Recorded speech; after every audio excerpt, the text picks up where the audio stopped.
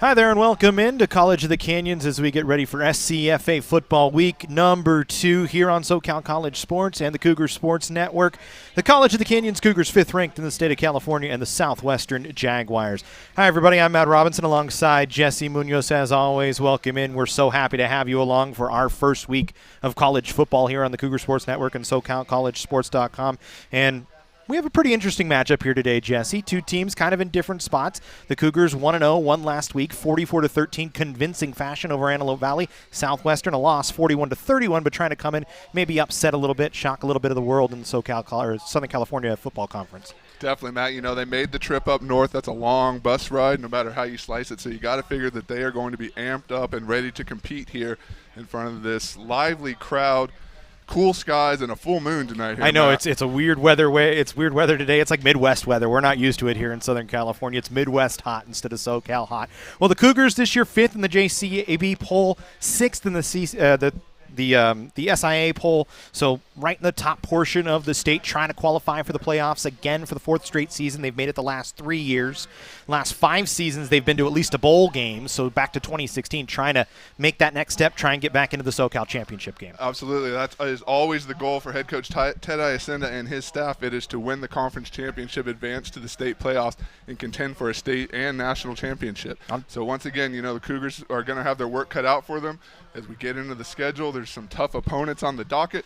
We'll see what Southwestern brings to the table here tonight. The Cougars were an impressive team last year, transferred over 30 guys out to NCAA Division I and II programs, so looking to do the same this year. We've got some different players, some different bodies. Pretty good quarterback, Chaden Perry, bounced back from Georgia Tech, went to Sierra Canyon, so he's a local kid. Last week didn't have gaudy numbers, but didn't need to. Ran 3 first-quarter touchdown drives. No, you're absolutely right. Didn't have the off-the-chart numbers, but I tell you, I really liked what I saw, especially that first quarter coming in, his first action here with his teammates in this type of setting.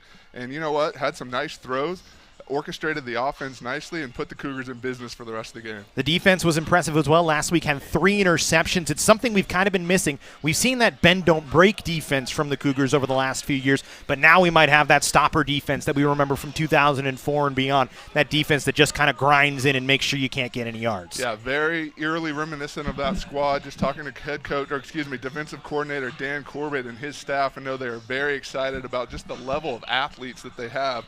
D-line, linebacker, and then the back 4. You know, a lot of guys that can fly around, make plays, make hits, and that's going to bode well for this team. On the other side for Southwestern, as we said, 0-1, lost to Grossmont last week, 41-31. This is the first time in 14 years they haven't had head coach Edward Carberry. He retired. Dianoco Monarez taking over in his first season. Kind of an unknown for Southwestern this year. Definitely, you know, and a proud tradition built there, and like you said, a changing of the guard. Last week they were in that ball game the whole way, Matt. 2 fourth-quarter touchdowns by the Griffins was the difference. And like I said, you got to figure that they went back to the drawing board, looked to clean up some of those mistakes, and are going to be primed and ready to go here tonight. They've been on a little bit of a downward turn since moving up to the National Southern Division in 2018. Programs begun to sink a little bit. They finished 7-4 in 2018, but they went 6-5 in 2019. Of course, nobody played in 2020 except for Antelope Valley, so that season's kind of a wash. 3-7 last year, so the downturn comes after 9-win seasons and 4 of the previous 5. So Coach Monarez looking to turn things around for them. As we said, we don't know much about them. They had some trouble on offense. They had some trouble on defense. We'll see what they pull up. We're going to step aside for just a moment here. We'll come back in a few. We'll have the opening kickoff here from Cougar Stadium. COC Southwestern when we come back.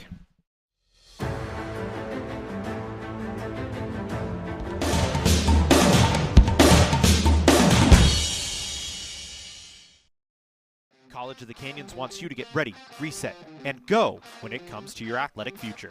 With 17 intercollegiate sports programs to cheer for, opportunities for student athletes to learn, train, and compete, and a championship mindset that has produced state and national titles, College of the Canyons and the Cougar Athletics programs offer a great college experience.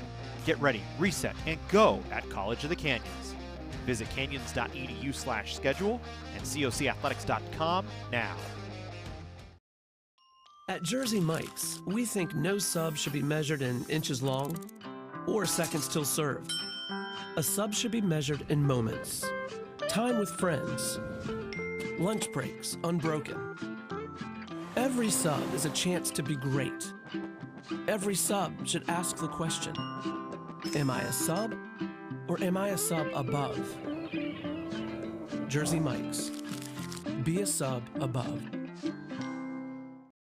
Our sports medicine program here at College of the Canyons is meant to introduce students who are interested in some type of career in sports medicine. Most of my students are interested in careers as an athletic trainer, physical therapist, or orthopedic surgeon. So when they're done with our program, they will have their Associates of Science. Do you love sports? And do you take satisfaction from seeing someone go from injury all the way back to the sport that they love? Then this is a program you should definitely consider. Meet Nigel Terry. In 2018, UCLA Health made him Laker for a day. Not because he beat cancer once, he beat cancer twice. He inspired us to push, to make the impossible possible. Because that's what Nigels do, and the world needs more Nigels. UCLA Health.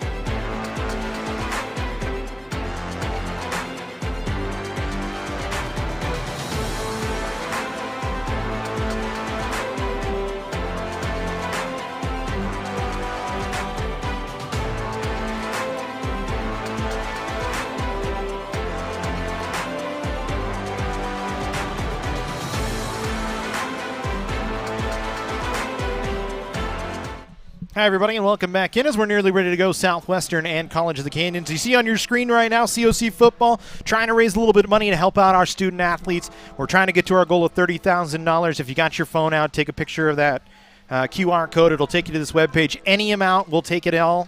A couple of dollars here and there, just anything to help out these student athletes. They work so very, very hard. We're trying to help make their life a little bit easier on them in terms of some of the things that they need to take care of, like books and so on and so forth. As we're just about ready to get underway, Southwestern won the toss, deferred to the second half, so COC will start with the ball. So we'll get our first look here at home on the COC offense and Shaden Perry, as we expect him to be the starting quarterback here today. I don't see any reason why not. Yes, sir, Matt. College of the Canyons going right to work here under Perry and company. And like I said, there was an explosive first quarter last week. Look for that trend to continue here as things get settled in and these two teams start to feel each other out here, Matt. The Cougars last week, 465 yards of offense, right now sitting at first in the state in yards per game, which is interesting considering some of the other teams that had some big numbers out there in some of the lower division, but COC very good on the offensive side early on this year. Scored 44 points, which is fifth in the state. Obviously one game under our belt, so there's still a long way to go. Well, you know what I like most, Matt, was it was a balanced attack. We saw the run game get involved early. Once that was established, you know, Perry was able to do what he wanted. And so, again, we'll see what's in store tonight. So we are underway. Kickoff is to the far side of the field. The Cougars will take it at the 5-yard line and start to bring it back out. It's Calvin Littles bringing it up the near sideline across the 30-yard line before he's tackled by a swarm of Jaguars. And the Cougars will take it at about the 32, 1st and 10 for our first drive of the ball game. Calvin Little's one of those guys that made a lot of plays for the Cougars last year, was an all-SCFA second-team selection. And Matt, from last week and here tonight, he's already back at it. Offensive coordinator David Banks down there in the middle of the pile getting ready to go. The Cougars will come out. Shaden Perry, the quarterback, 134 yards, 2 touchdowns, no interceptions, 12 of 19, very efficient last week. He'll start things off. 2 backs in the backfield to start for the Cougars here. Looks like it's Damon Banks and Samaj Freeman back there. They were the feature backs last week. As they'll hand off here on a pitch to the far side, it's actually for the Cougars going to be Zion Slade, and he'll pick up a good chunk of yards, maybe 4. It'll bring second down, and we'll call it about 6. Zion Slade, another one of those athletic weapons that the Cougars have at their disposal, can line up in the backfield, can go out wide, make some plays for you. And it's interesting, Slade listed as a running back last year, listed as a receiver this year, but in the backfield to start the game. Banks is the feature back now for the Cougars. As Perry will throw here on second down, swings it out to Calvin Littles, but scouted well by the Southwestern defense. In on the tackle, not able to get away for the Cougars was Littles, and the catch was Kyler DeCion. Yeah, did a good job of just hauling that ball in and making sure it didn't pop loose, because as soon as it touched him, the defender was on him. Puts the Cougars behind the chains here at 3rd and 12. DeCion with the tackle, his second tackle of the season, only had one last week. So we'll go on 3rd and long for the Cougars here on their opening drive on their home field. Perry to throw. Wants a big one. Looking over the middle. Nearly intercepted. In and out of the hands of Ulrich Nucky. And it'll bring up a 4th down. Well, a good break there for the Cougar offense. You know, you still ended up having to punt the ball, but that would have been dangerous field position for the Jaguars. And so you go back to the sideline, try and regroup, recover from that one. And I'm not sure who Perry was throwing it to. He had a crossing route there. It was Littles along the backside. It looked like he was maybe trying to find Josh Smith, the tight end, as well, and he kind of just threw it between the both of them on the replay. So we'll see Ty Morrison for the first time today, back to punt for the Cougars. Morrison is a very good punter, very good kicker last year for COC. Had 6 for 6 on extra points last week. Missed his only field goal attempt. It's a low-line drive kick taken at the 30-yard line and returned just a couple of yards by Southwestern. Looked like it was Andrew Kirk maybe on the return. So we'll get our first look at the Cougar defense here. And the Southwestern offense on the other side as the Cougars go 3 and out. For Southwestern, Ethan Harry, the quarterback last week. We expect him to be the starter again this week. Had a decent game, 12 of 17 for 184 yards, 2 touchdowns, but also threw 2 interceptions. And you know the Cougar defense wants to get to him early. Yeah, COC with 3 interceptions last week. So, again, like we talked about, guys that can swarm around at all levels of the defense and make those plays. Harry underneath center will hand off here on first down. The back is David Jazzo. He gets a big chunk, about 7 yards. It'll leave second down and 3, a good hole for him to work that time. It looks like he tries to go airborne here for those extra yards, and big Justin Horton right there to meet him. So that's a decent pickup, but I'll tell you what, you don't want to go airborne too much against this Cougar defense. So Jaza with the first carry. Southwestern with a big 8-yard chunk on first down, and they'll go 2nd and 2 from their own 45-yard line. Harry in the shotgun. High snap will hand off. Trying to chug for a couple of yards and only able to get one, I believe, was James Coleman on the run. Actually, it was Jaza once again. And again, a lot of bodies down there. I think I saw big J.Q. Ladson out of Canoga Park in on the stop. And so, again, a nice 3rd and short. We'll see what those big bodies can do here. Would love to get off the field and get the offense back to work. And that's, I think, the Cougars' bread and butter this year. We've talked about the big bodies up front, and they've got a lot of returners, Latson being one of them. And he's been featured in a number of different spots so far this year. So we'll go 3rd and 1. Southwestern in the shotgun once again. They fake a handoff. They're sacked in the backfield. They're going to call it a run, so it's a tackle for a loss as Harry was trying to look for a handoff and just didn't have anybody there. And look at David Francis Jr. here just creeping up on the side, and it looks like everyone just forgot about him. The lineman pulls, and nobody fills that, and he's quick enough to get back there and make that play. You know, typically you say if the last guy in the end can make the play, then let him. And boy, did he make the play. A nice tackle for Francis, who had one last week. And it looks like Southwestern going to opt to punt. Jacob Martinez is the listed punter, but it looks like it's actually going to be Julian Acosta back to punt for Southwestern. So a little change for them. Or it might be Logan Ransdell. Hard for me to see the numbers. Actually, it was Acosta. The punt is away. It's a bad punt. It bounces out of bounds at the Cougar 40 or 34-yard line, I should say. So CLC get the ball back. The defense does their job. And that's exactly what you want to see. Again, a little shaky on the first drive for the Canyons offense, but you'd be able to get back there, catch your breath, you know, sit a moment in this humid atmosphere, collect yourselves, go back out to work. Well, and you've got to think that is a factor here today, the humidity, the difference in the weather, because it's certainly something we're not used to here in Southern California. No, and, you know, by the same token, College of the Canyons, you know, the mantra, nobody works harder than us. We train in this heat. We're accustomed to this heat. This is a different kind of heat, Matt, and so we'll see how they hold up. Cougars will keep it on first down with Perry, and he's able to pick up about 3 yards. Got tripped up, coming up to get him. And we've already talked about Perry being able to settle down and make some of those plays, but that's the part we didn't really talk about yet, the ability to scramble, get those hard yards when needed. Looks like it was Michael Harrington up to get him. So we'll go on 2nd down. Cougars in a little bit of an option set here. They'll hand off this time, run J.D. Sumlin, who had a big game last week, but he lost the football. Got it stripped as he was trying to spin off a tackle, and Southwestern gets the first takeaway of the ball game. A turnover by J.D. Sumlin on 2nd down and 8. Well, look at this. The play starts great. There's a hole that a truck could drive through, and he's going for the extra yards, and it looks like somebody just got a hand in there and able to strip it as he's going down, momentum turning with his body. You know, he'll tell you that he should do a better job of that, and I think he knows it. But that's a tough play. Looks like it was Michael Harrington again there for Southwestern, able to get the strip. So an early turnover after 3 and out. The Cougar offense having a little trouble early on. The defense going to be pressed back into service after a very short 2-play drive. Harry in the shotgun, 2 receivers out to each side. He'll throw here on first down. Throw to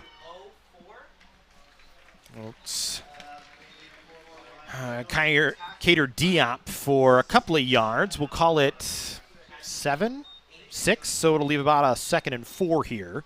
Wasn't a strong throw, but it was right into the right spot. Yeah, I thought the exact same thing. That ball took quite a while to get there. Just like you said, the positioning of the receiver allowed for that to happen, and then big Tylen Foster there with the takedown. Harry will go back to work here on 2nd down and 4. The transfer from Mount San Antonio College was limited in his action last year throwing, and this one's picked off. Taken by Brian Snoke. He'll bring it back across the 50, spins off a tackle, down to the Southwestern 45, and the Cougars have their best field position of the ball game with a big interception by Brian Snoke. Brian Snoke, and he is hyped down there, ladies and gentlemen. Another one of those big-time Cougar defenders from last season, already making his mark on this 22 campaign. And there he is. And we might see the turnover chain make an early appearance here on the sidelines, Matt. That was a tremendous play to put his team back in business here. 4th interception of the season for the Cougars, and they go back to work with their best offensive field position of the day at the Southwestern 45-yard line. 3 receivers split out to the far side for Canyons. Just one in the backfield. It looks like it might be Sumlin right back in there. Actually, no, it looks like the Cougars have made a change in the backfield here, and it's actually David Banks back there.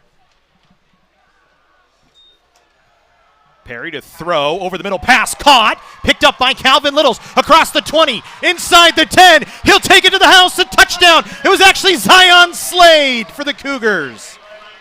And a late flag. Hold everything. That was a tremendous catch and throw. But we'll see. You see some of the skill out of Zion Slade on the catch, broke a tackle. And they called a block in the back way deep into the play. It was right on the goal line.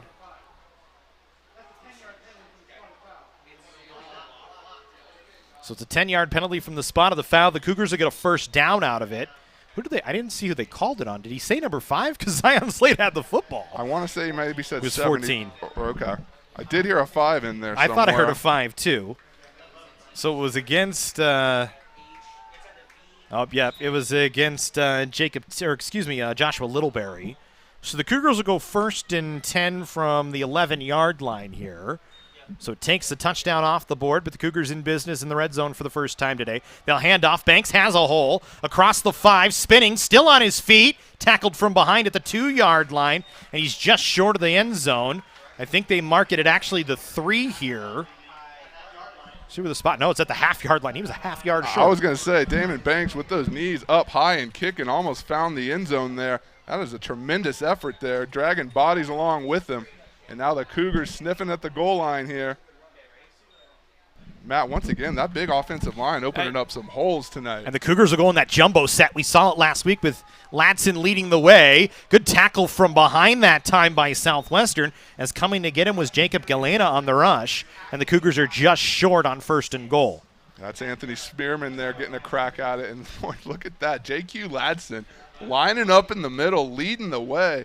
That has got to be a sight you do not want to see as a defensive lineman, but here it is again. He's got Banks and Spearman on either side. Instead, Perry's going to try and push it over the end zone, and he does. A touchdown for the Cougars. Chaden Perry into the end zone. You get down at that point of the field, it's just a matter of time, and the Cougars able to punch it in and convert the first touchdown here tonight. Tremendous job. So call it a 45-yard drive. It only took 4 plays, and the Cougars with a 7-0 or 6-0 lead as we wait for the extra point. Ty Morrison in to take it. 6 for 6 last week. Was very good last year in the extra point range. Has some range with his leg as well. We hope to see him maybe a little bit later as he'll put this one up straight through the uprights. Or should I say no, he missed it on the near side. Shows what I can see from here. So 6-0, a missed extra point. And the broadcaster jinx exists. You took the words right out of my mouth. I was going to say, I hope we didn't jinx them. You know, it is a full moon tonight, Matt. It's some weird stuff, man. Let's be careful with some of those comments. You never know how things might turn. But to echo what you already said, a tremendous special teams player, a weapon for us, has been efficient throughout.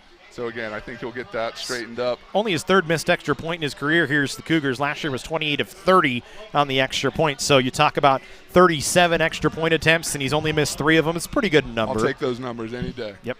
So 6-0 lead for College of the Canyons. A 4-play, 45-yard drive. And that was all they needed for Chaden Perry to get into the end zone, his first rushing touchdown of the season. And remember, Chaden Perry, a guy that can run the football. We saw it at Southwestern. He just hasn't been asked to do that so far this year. You know, again, the trend has been for the Cougars and, you know, in years past historically to have those dual threat quarterbacks. And so, again, maybe Chaden Perry in that mold as we've seen here over the last 25 years of Cougar football. So the Cougars will kick it away here. Ty Morrison will get ready to drive it down the field. Looks like Diop along with, can't tell who's on the far side. Diop going to wave his hand in the air, and Morrison will kick it out of the back of the end zone for a touchback. Southwestern will get the ball back for the 3rd time today after the interception last time. Harry will come back out to work with the offense as Southwestern trailing 6-0. Cougars making good on a turnover from the defense, doing exactly what they needed to do and going down and scoring.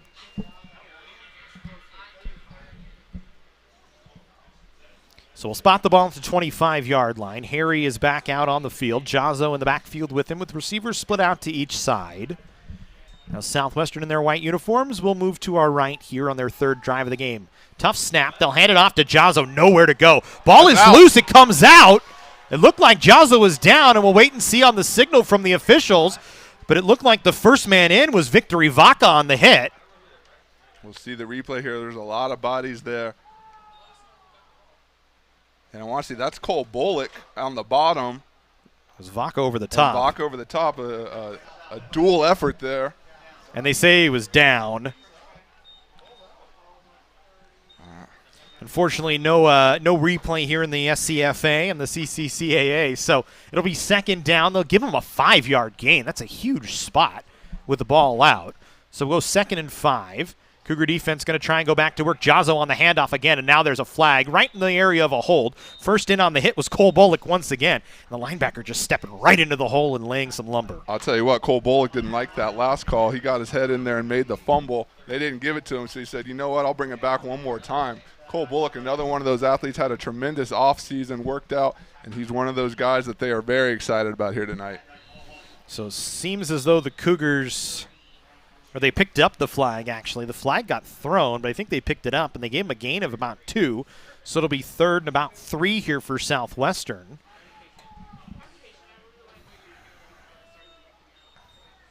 Jaguars will go back to work. Jazzo remains as the feature back here with Harry behind him, or next to him, I should say. Harry going to throw here on 3rd down. They have the sticks. And a first down to Keanu Davis along the far sideline. So Southwestern able to move the chains. Maybe a little bit of a break after what looked like a fumble. And they get their new set of downs. 1st and 10 from their own 36-yard line. So Southwestern able to prolong the drive here a little bit, dodged some bullets, took some tough hits. And that Cougar defense looks like they're starting to come into form here, starting to get a feel for this Jaguar offense. It's Harry in the backfield in the shotgun. Southwestern just 5 men on the line trying to protect here. Pass along the outside. Stepping up to make the hit right as the catch was made for the Cougars. I want to say it was Joshua Christopher there. Joshua Christopher Turbo making another one of those big plays on the outside. It was Abdi Ali on the catch on the far side, I believe. Actually, it was Jovan Young. The 5s and the 6s on Southwestern's uniforms giving me a hard time today, but we'll get it cleaned up. 2nd down, and we'll call it 4 from the Jaguar 42-yard line. Harry will give Jazzo nowhere to go. Met in the backfield. A huge hit by Reggie Jones. Jazzo just got the football, and Jones right on top of him. Reggie Jones, that is a name you are going to hear a lot this season and probably next Saturday as well. Or excuse me, Saturdays next year as well. And again, those Cougars just swarming to the ball. Doesn't look like Southwestern has much in store for him here. Like I said, able to prolong the drive, but no big chunk plays, and that's exactly what the Cougars want. Huge play from Reggie Jones there as it puts Southwestern behind the chains a bit here on 3rd and 8, as they're a little bit off schedule. Chazzo remains in the backfield. 3 receivers out to the near side for Southwestern. Only 5 on the offensive line for the Jaguars here. Bad snap on the ground, and Harry just has to dive on it. And that pushes Southwestern all the way back inside their own 35-yard line for a 4th down. So there's another one that they've dodged, and you got to feel like sooner or later the Cougars are going to be able to pounce on one of these and capitalize. But like you said, job is done. You're able to get off the field, get your offense back to work, and we're just getting going here, Matt. Defense does the work again. They've had an interception, and now they force after a first down, pretty simple 4 plays from Southwestern, and COC able to take care of it here. So we'll kick it away here on 4th and 12 with just about 6 minutes to go here in the first quarter. This punt a little bit better, end over end, bouncing at the Cougar 38-yard line and skipping right out of bounds, and probably a good thing Calvin Littles was waiting there to try and put up a big play. Instead, COC will take over on their own 38-yard line.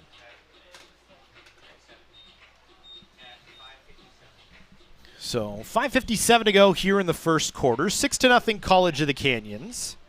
And the COC offense, fresh off that 4-play, 45-yard drive, back out onto the field to go to work.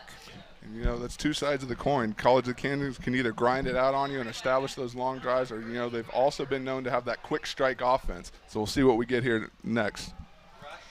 As they'll run here on first down, Damon Banks has the opportunity. He's able to push ahead for just 2 yards, was met right at the line of scrimmage, but fought for 2. It'll bring up 2nd down and 8.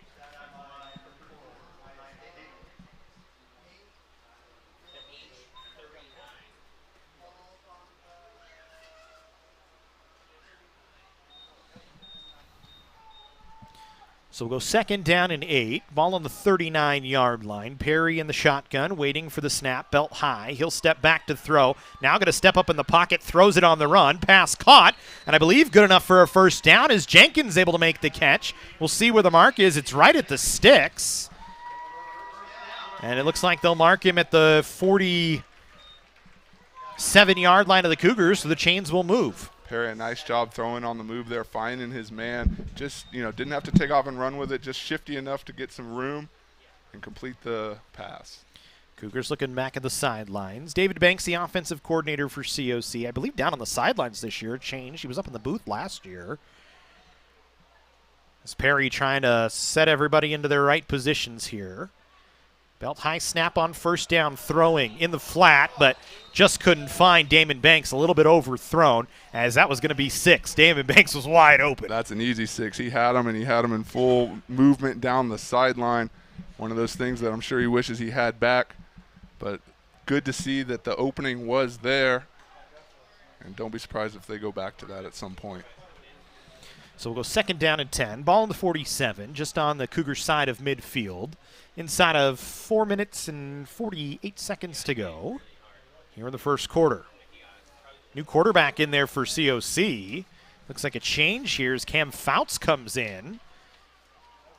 Not sure if Perry hurt something on that last throw, but Fouts will give. Banks spins off a tackle, still on his feet, across the 50. Inside the 40, there's going to be a penalty flag way back in the middle of the field on a block, and I believe they're going to get Zion Slade for a little bit too much aggression. Yeah, Zion Slade, a nice job getting out in front and leading that charge, and we'll see where they get the penalty here. Looks like, yep, he just got outside the cylinder and around him, and you can't do that. So that's too bad, but a strong run. And again, the Cougars will have to continue to work that angle. Officials talking about it here. Flag came from the near sideline. And it is against Zion Slade. So it'll bring 2nd down for COC, and it'll push the ball all the way back inside their own 45-yard line to the 43. And it is Cam Fouts still out there. Fouts last week threw 3 passes, and one of them was an interception, didn't complete a pass. And he's in an empty back set right now.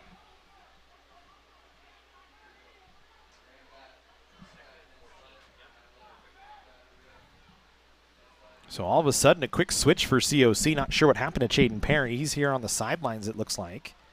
Maybe just trying to change something up here. Fouts pointing, barking out directions. Banks in motion will stop up. Fouts going to throw here. This pass caught. Back across the 50-yard line, it was Zion Slade. And a nice chunk, maybe about a 7-yard gain. And that's a nice job, Matt, putting the ball on the other side of the defender right where only his man could get it. Just kind of laced it in there. And a big 3rd down upcoming. So good spot here for Cam Fouts, the freshman out of Oak Park, California. As he goes here on 3rd and 5. Ball spotted at the 48-yard line of Southwestern. Banks in the backfield. Fouts walks up to the line and backs off. Clock ticking at 4 minutes. Southwestern is showing blitz here. Fouts will throw, has to get rid of it in a hurry. Pass caught on the outside. Staying inbounds and on his feet, breaking a couple tackles. Calvin Little's trying to break one here, and he gets it all the way inside Southwestern territory, down to about the 22-yard line. Calvin Little's with a little shake and bake on the sideline, just loses the defender. And for a minute there, Matt, I thought he was going to break it. Just didn't quite have enough room. But that's a tremendous play from the young man from Gainesville, Florida.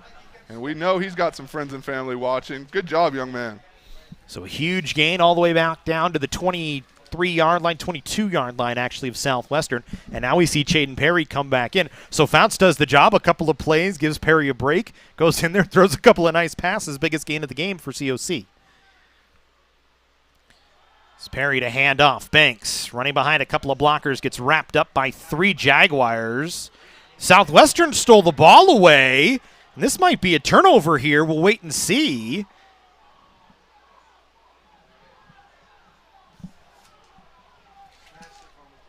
As it looks like Ulrich Nakai got there and tore it out of his hands. And they say no fumble. And then forward progress. So a little reversal of fortune there. Canyon's able to dodge one. So it'll put the clock at 2:57. It'll bring up a second down, and we'll say 9, as I think they gave him a yard, maybe 2. Cougars have Slade in the backfield along with J.D. Sumlin here. They'll fake the handoff to Sumlin. Perry throws over the middle pass, in and out of the hands of Zion Slade, and incomplete. Oh, and he had him right there.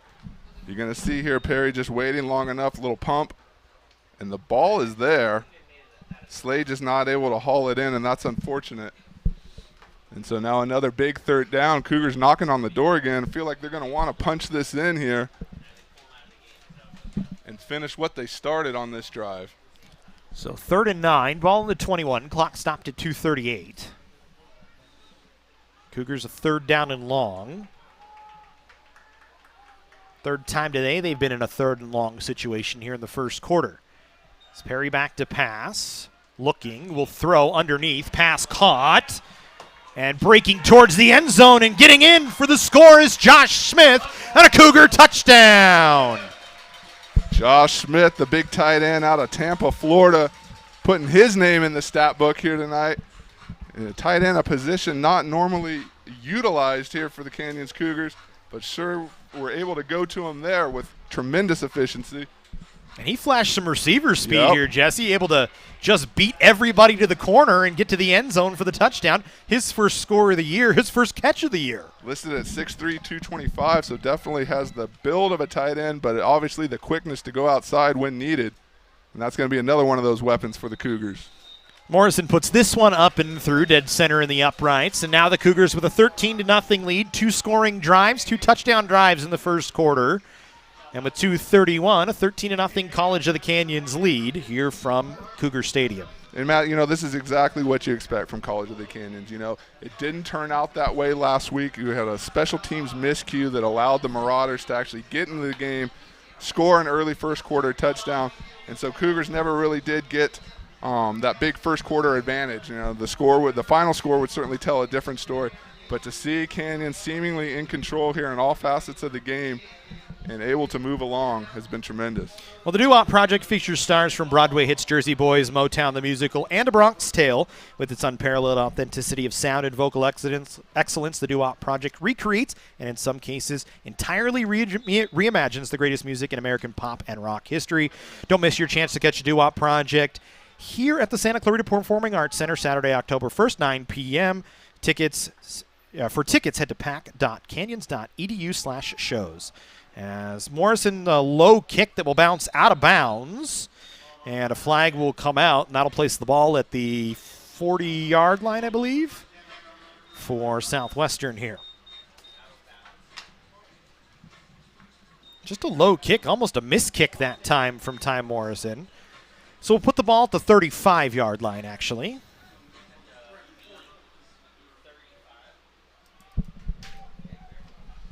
We'll go 1st and 10 for Southwestern here. Matt, I'm excited to see this Cougar defense. Who's the next guy that's going to make a play out here? As there's been a few so far early on, have held Southwestern off the board, have picked up an interception and a 3-and-out. As on a run on 1st down, Jazo again. He's been the lone back so far for Southwestern, really. He's doing all the work in the first quarter. Picks up a chunk, just 2. It'll bring 2nd and 8. Southwestern seems to be committed to running through those 2 A gaps. So far, not a lot of success, but seemingly going back to it time and time again. As we go 2nd down and 8 from the 37-yard line of the Jaguars. Harry in the shotgun. Jazo in the backfield with him. He'll throw. Pass caught on the near sideline. Stepping up to make the hit was Ashton Thomas, as the catch was from Cater Diop. And it's a couple of yards. It gets it to the 40-yard line. Ashton Thomas, one of those local kids out of Hart High School. And you always love to see, as soon as the receiver catches the ball, to have that defender right on him, and that's what happened there. Thomas, 3 tackles last week in the win for College of the Canyons. He's a sophomore defensive back.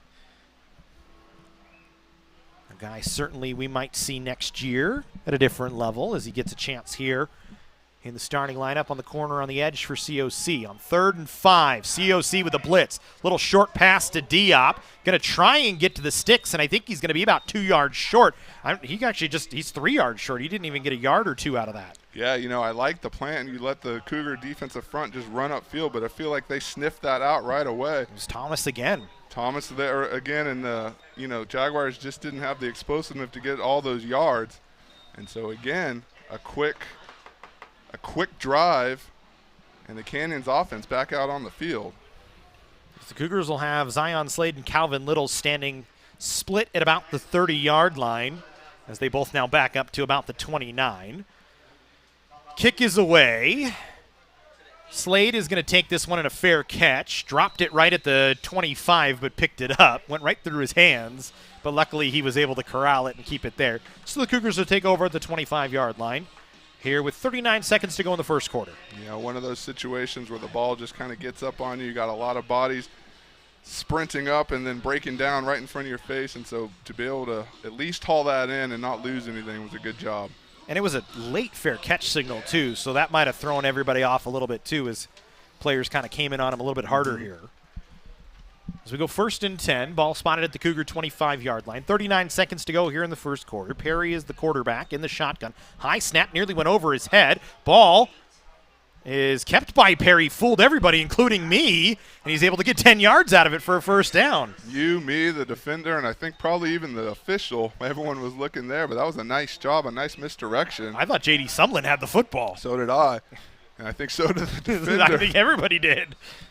So we see some of that dual threat from Jaden Perry, and he moves the sticks first down. Inside 20 seconds to go in the first quarter. Sumlin in the backfield to Perry's right. Dual receivers out to each side. This time he'll give it to Sumlin. Able to break one tackle, still on his feet across the 40. And if he had not run over his own man, and Tim Sauerland right at the 45-yard line, might have broken that one from a bigger one. That's a nice job. He got hit twice before he even got north-south and still was able to turn that into a gain. So you'd love to see what he's able to do when he hits those big holes that the O-line has had a knack for making.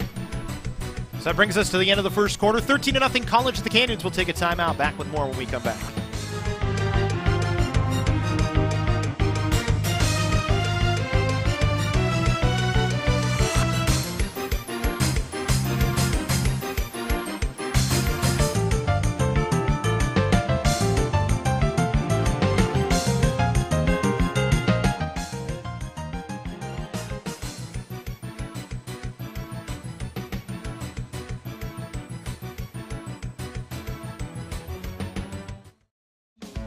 Getting that perfect slice is satisfying, fulfilling, and rewarding too. But we don't do it for fun. We do it for fresh. Slice to order makes a sub above. Folks, last month the Cougar football program lost a dear member of its family when Ralph DeMeo, a dedicated Canyons football supporter and founding member of the Cougars football chain gang crew, passed away. A kind and loving father, husband, and friend, Ralph was the eternal optimist and a self-proclaimed greatest athlete on the planet. And so we just wanted to honor him tonight. We did so before kickoff. And again, just wanted to send our most sincere condolences to the entire DeMeo family. Thinking about you, Ralphie. Appreciate everything you've done for us. So the Cougars able to pick up a first down, I believe. Actually, they're going to be a yard short on a run right out of the play. Didn't see who had it as we were still honoring Ralph, and certainly a guy we miss here on the Cougars sidelines, working the chain gang, singing the national anthem. Yeah, I had a special moment here pregame with the DeMeo family, and we're happy to honor Ralph in any way we can. And Perry with a first down as he pushes ahead. So the Cougars will move the chains. Ball at the 45-yard line.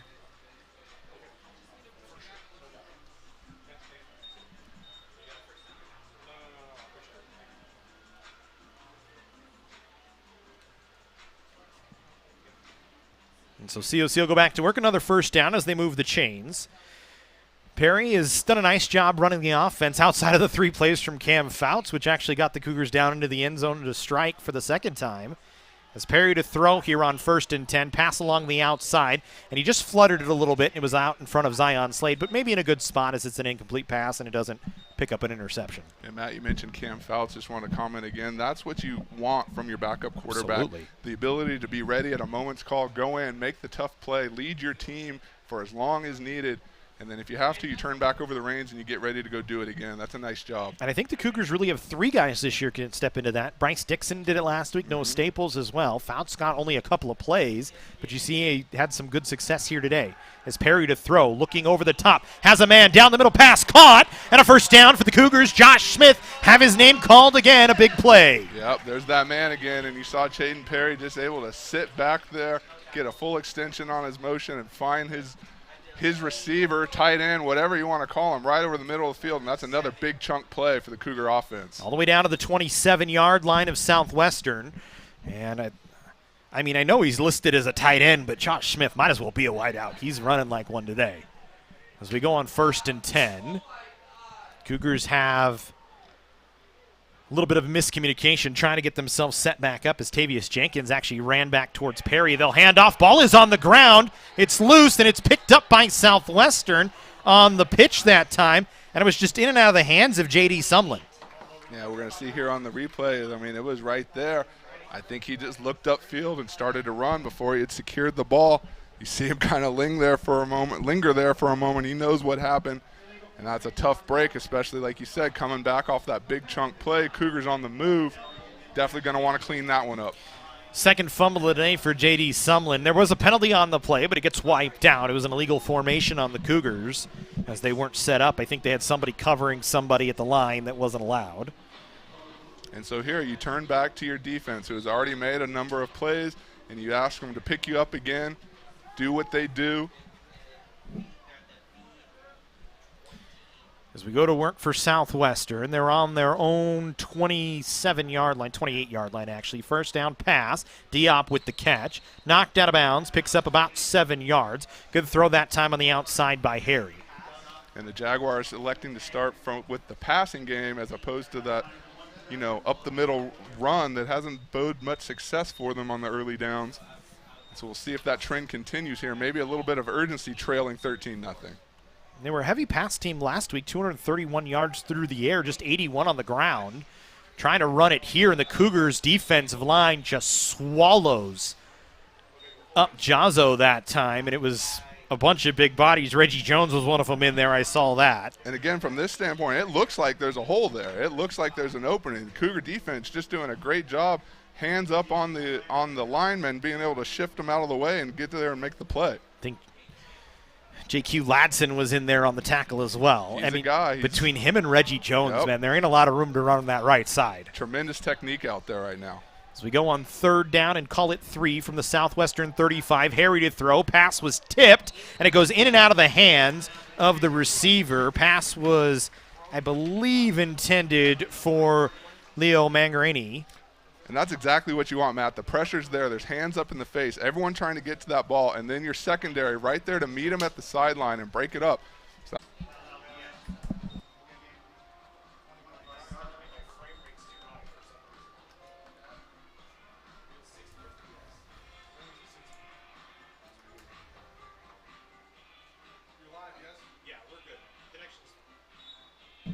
So 1st and 10 for Southwestern. Ball at the 25-yard line, trailing 19-0. The Cougars with 3 touchdown drives in the first half. Sorry about the technical difficulties earlier, but we're back with you here. As we said, you missed a couple of interceptions, one for each side, but you caught the touchdown, and that's maybe at this point the more important of the 3 plays. As we go back to work, 1st and 10 for Southwestern.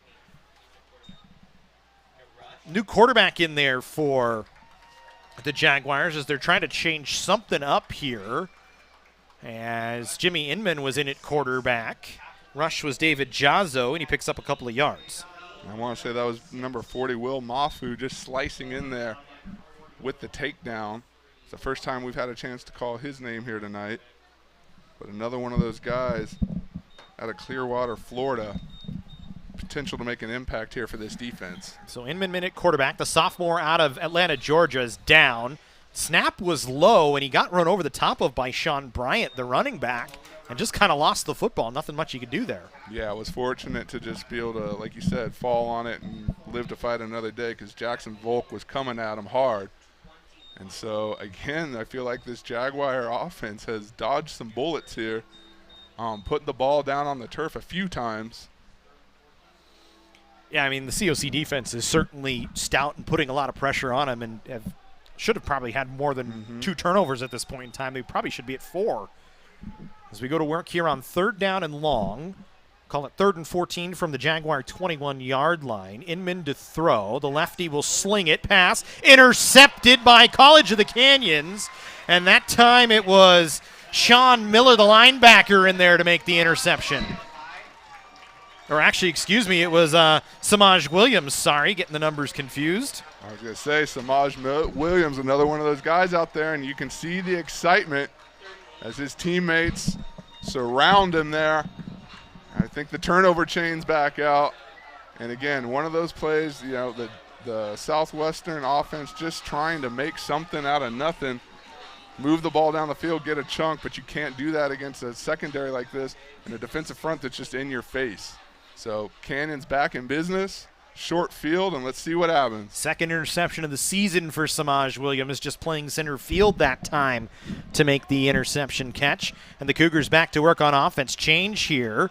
I believe they will put it on the ground with Calvin Littles as Chaden Perry kind of on the end around and just couldn't get anything doing. Yeah, you know, Littles kind of hesitated as he came around there. I think he might have been looking downfield. Yep. And I thought he was going to fire one. Exactly, just wasn't there, and so he turned on the old shake and bake like he already did on the other far sideline and just tried to get something out of it. So it's a loss of 5. We go back to work on 2nd down and 5. Perry in there in the shotgun. Banks right next to him. He'll hand off. Banks through the pile, able to push ahead, gets back to the original line of scrimmage, maybe a yard short. Flag in the backfield back near the holding area, so this will likely come back 10 yards, and we'll do it again on 2nd down.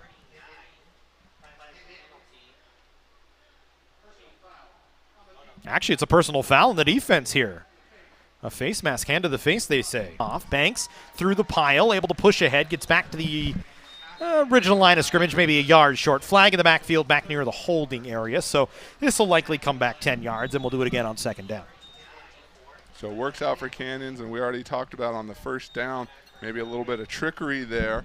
And, you know, when you have the short field like that and the offense working like it is, you have the luxury of trying things like that. Strong run, tack on the penalty on the end, and you're back in business 1st down. So the Cougars out at the 25-yard line of Southwestern, back in the red zone. Banks spins off a tackle, fights for a couple more. He was dead to rights there at the line of scrimmage and still picks up 4 yards. Yeah, he's running hard. All these backs here tonight. We just see a little bit of movement there. You got that spin. You just try and get north-south upfield, and so far it's working out for him. So call it 2nd and 5, 2nd and 6 from the 20-yard line. So they need to get to about the 14 here for a 1st down. It's like split halfway between, it looks like. As Perry with Banks to his right in the shotgun. 3 receivers on the near side.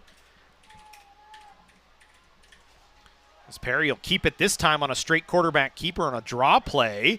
Fights ahead, still on his feet as he bounces off a couple of bodies. A couple of flags come out. And I'm not sure what the flags will be. I want to say they're going to go against COC for maybe an illegal block, but I mean, look at the strong run here. Bounced off is exactly right. Someone's got him around the ankles, gets around that, throws the stiff arm, takes another hit. Block in the back by Zion Slater, I Yeah, believe. that's a tough one. But again, you got to like the effort and the nose for the end zone, just trying to get upfield by your quarterback. You'll take the penalty. You'll come back and try and do it again, but that's a nice hard run.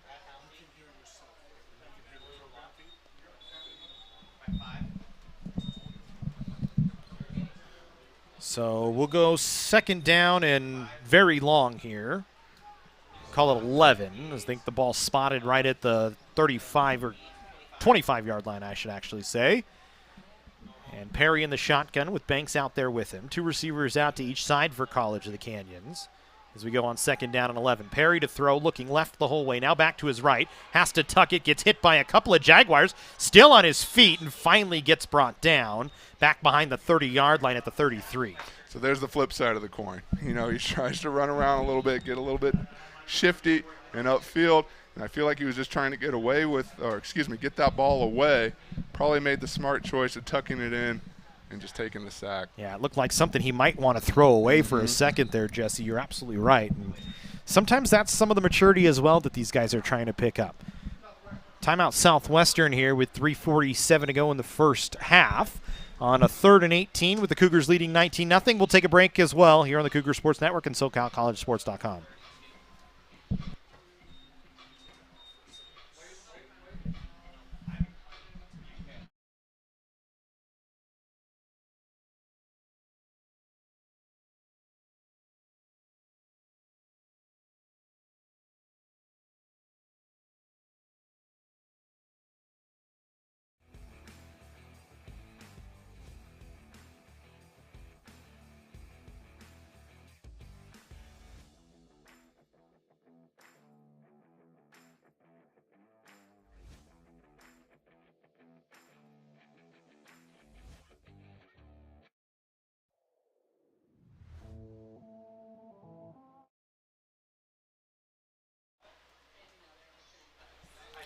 All right, welcome back in as we go back to work. 3rd and 18 here for the Cougars on the Southwestern 32-yard line. COC trying to go to work. Perry to throw on 3rd and long. Has time. Throws over the middle. Pass. Caught.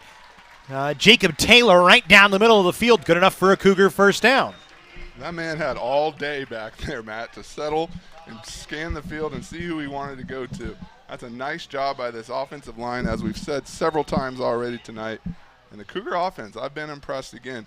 You know, you take the losses, you take the sack here and there, but the fight to continue moving forward has been impressive here. It was actually Jacoby Taylor. I want to get the young man's name correct, but nice play that time. Right over the middle on a wide open look from Chaden Perry. And the Cougars first and goal from the 10-yard line as Perry will go to work. He'll hand off. Banks has a hole, still on his feet, breaks a couple of tackles, and dives into the end zone. Cougar touchdown, Damon Banks. Well, that looked almost too easy, but another exciting run by the young man.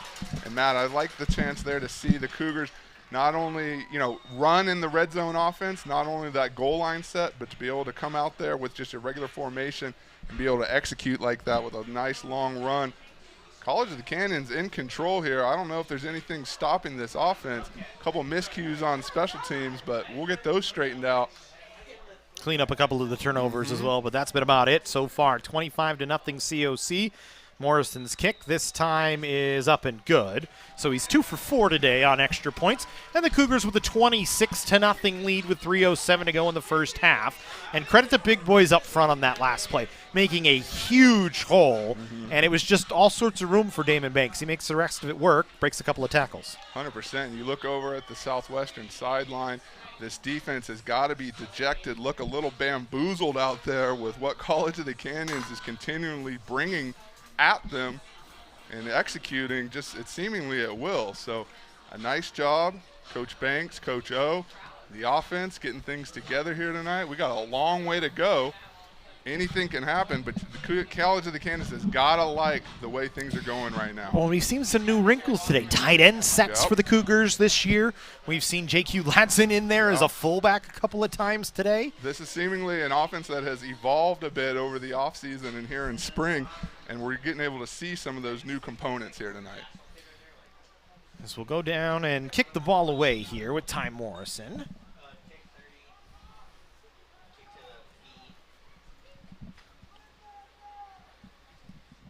With 3:07 to go in the first half, as Morrison's kick is a low line drive. It's going to bounce at the 10 and roll out of the back of the end zone. I think he gets a little lucky that time. It kind of skipped and took a straight hop. So a touchback, and Southwestern will take it at their own 25-yard line. So other than the turnovers, Jesse, can't ask for much more if you're COC here on your home field for the first time this year. Home field, you come out with a lot of excitement. We already talked about some pregame emotion here tonight. A nice boisterous crowd here under what were clear skies. We didn't know what to expect coming into the game. We thought Hurricane K might come get us. It has turned into a lovely evening here under the lights and under the full moon. And if you are a fan here in Cougar Stadium tonight, you are certainly getting your money's worth.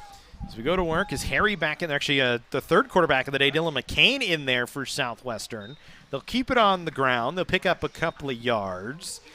I mean, and take your pick of who was there. That was Reggie Jones. That was Brian Snoke. A couple other young men, most of which will probably be playing on Saturdays next year at a 4-year level. And so, again, these guys, I continue to be impressed just seeing them fly around. Doesn't matter which way the Jaguars are looking to go. There's a College of the Canyons Cougar there ready to meet them. The big boys up front have done a nice job on both sides of the ball today for COC. The run game has not really been that good for Southwestern. On the other side, the COC run game has had some huge chunks here and there, including that last touchdown. As they'll hand off and nowhere to go, Jazzo hit right in the backfield, and coming up to make the tackle that time was Tylen Foster. Tylen Foster, another one of those guys, the pride of Cypress, Texas, out there flying around making plays. And again, Matt, we talked about the execution on both sides. That comes down to tremendous coaching. These guys are well coached at all position groups, at all levels of the field, and that's showing here tonight. The skill and the technique is translating over to these big plays out here on the field. So McCain back in the shotgun as we go 3rd and long. I think it's actually 3rd and 10 as they gave him the line of scrimmage somehow there. I don't really know, but okay. So we go 3rd and 10.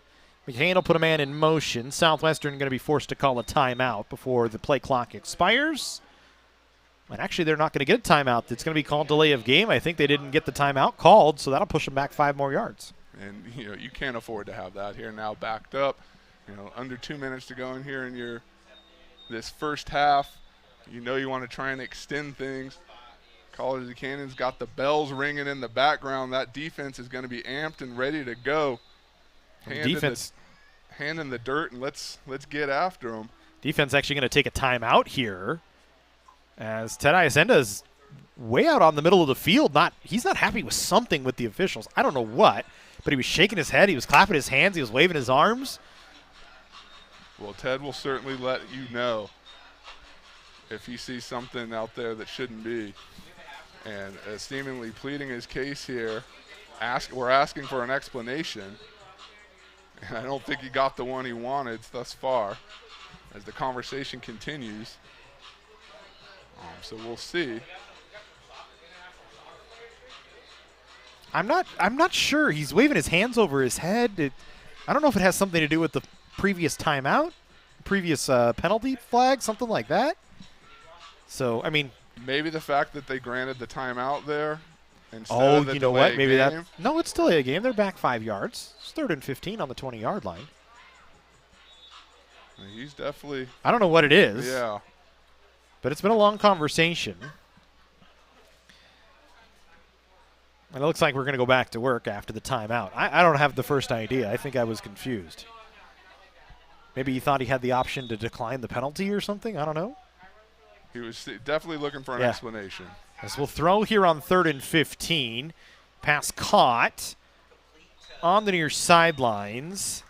And it looked like it was Lenza Robinson coming up the near sidelines. Able to pick up a nice chunk, but not enough for a first down. And we talked about technique. Look at Tylen Foster get his arms on the blocker and seemingly drive him back into the backfield. Disrupts that play, makes the ball carrier bounce it out around the outside. And then College of Canyons is right there to meet him. That's another nice job. So we have another stoppage here. The officials on the near side huddled up right in front of Coach I.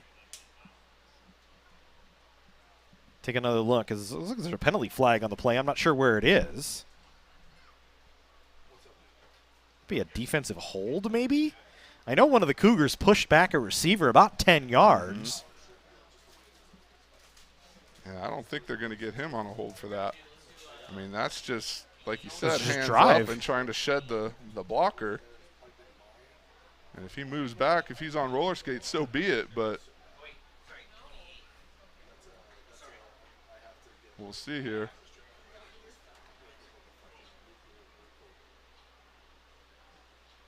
It's a personal foul on the offense. Okay. So a 15-yard penalty from the end of the run, and it's 4th down. So it was a late hit out of bounds. I think some guys jawing right near the Cougars sideline there.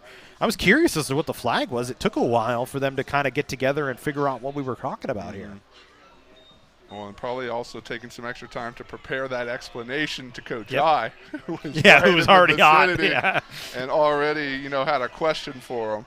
So it goes in the Cougars' favor that time. The ball all the way back to the 19-yard line of Southwestern. And they'll be forced to punt it away from inside their own end zone. As back to punt once again is Jillian Acosta. And whistles for a timeout. And I think it's a timeout for Canyons as they decide they want to talk about it here and kind of maybe go punch one in with 1:24. You know, I wouldn't be surprised you put on a special teams play here. You've got them back when it gets to the end zone. Either way, you're getting the ball and with your 90-second offense. So, hey, why not take a shot? You certainly don't want to take a penalty here. Why not take a shot and see if you can't get something going here on the special teams? That would be a tremendous exclamation point heading into the halftime locker room. So we'll see. As the Cougars getting to work, trying to dial up what they want to do here, special teams-wise. As Coach Corbett was out there leading the charge, hollering around, trying to rally the troops. I believe he does the special teams as well, right? I don't think Coach we really have a Corbett special. involved, I think, in every part of this program. Might as well His be. 12th year as the defensive coordinator and a great leader and coach out there. As this one punted away. Wobbling punt, good all the way back to the Cougar 40-yard line. Picked up this time by Cal Littles. He'll try and bring it back to the near sideline. Spins, wants to reverse his field, has a trio of Jaguars chasing him. There's not going to be much more room for him to go, and he's able to make it positive and get 3 yards out of it on the return. A lot of running for not a lot of bang. You know, Calvin Littles had it in his mind he was going to do something on that play, and he just wasn't decided what that something was going to be. Tried both routes, but again, you know, that's one of those guys that with his athleticism, you get the ball in his hands. I'll let him take that chance. I'll let him because you never know what could happen, what he can break. He's talented and quick enough to do that. 1:03 to go. 26-0 Cougars as they go back to work with the football on their own 45-yard line. Perry still in there at quarterback. And it looks like Banks in there in the backfield with him. Perry wants to throws along the outside. Pass caught. And I think it was Littleberry on the outside. So call it a 6-yard gain. Puts it at the Jaguar 49-yard line. Clock continuing, actually stopping at 57 seconds.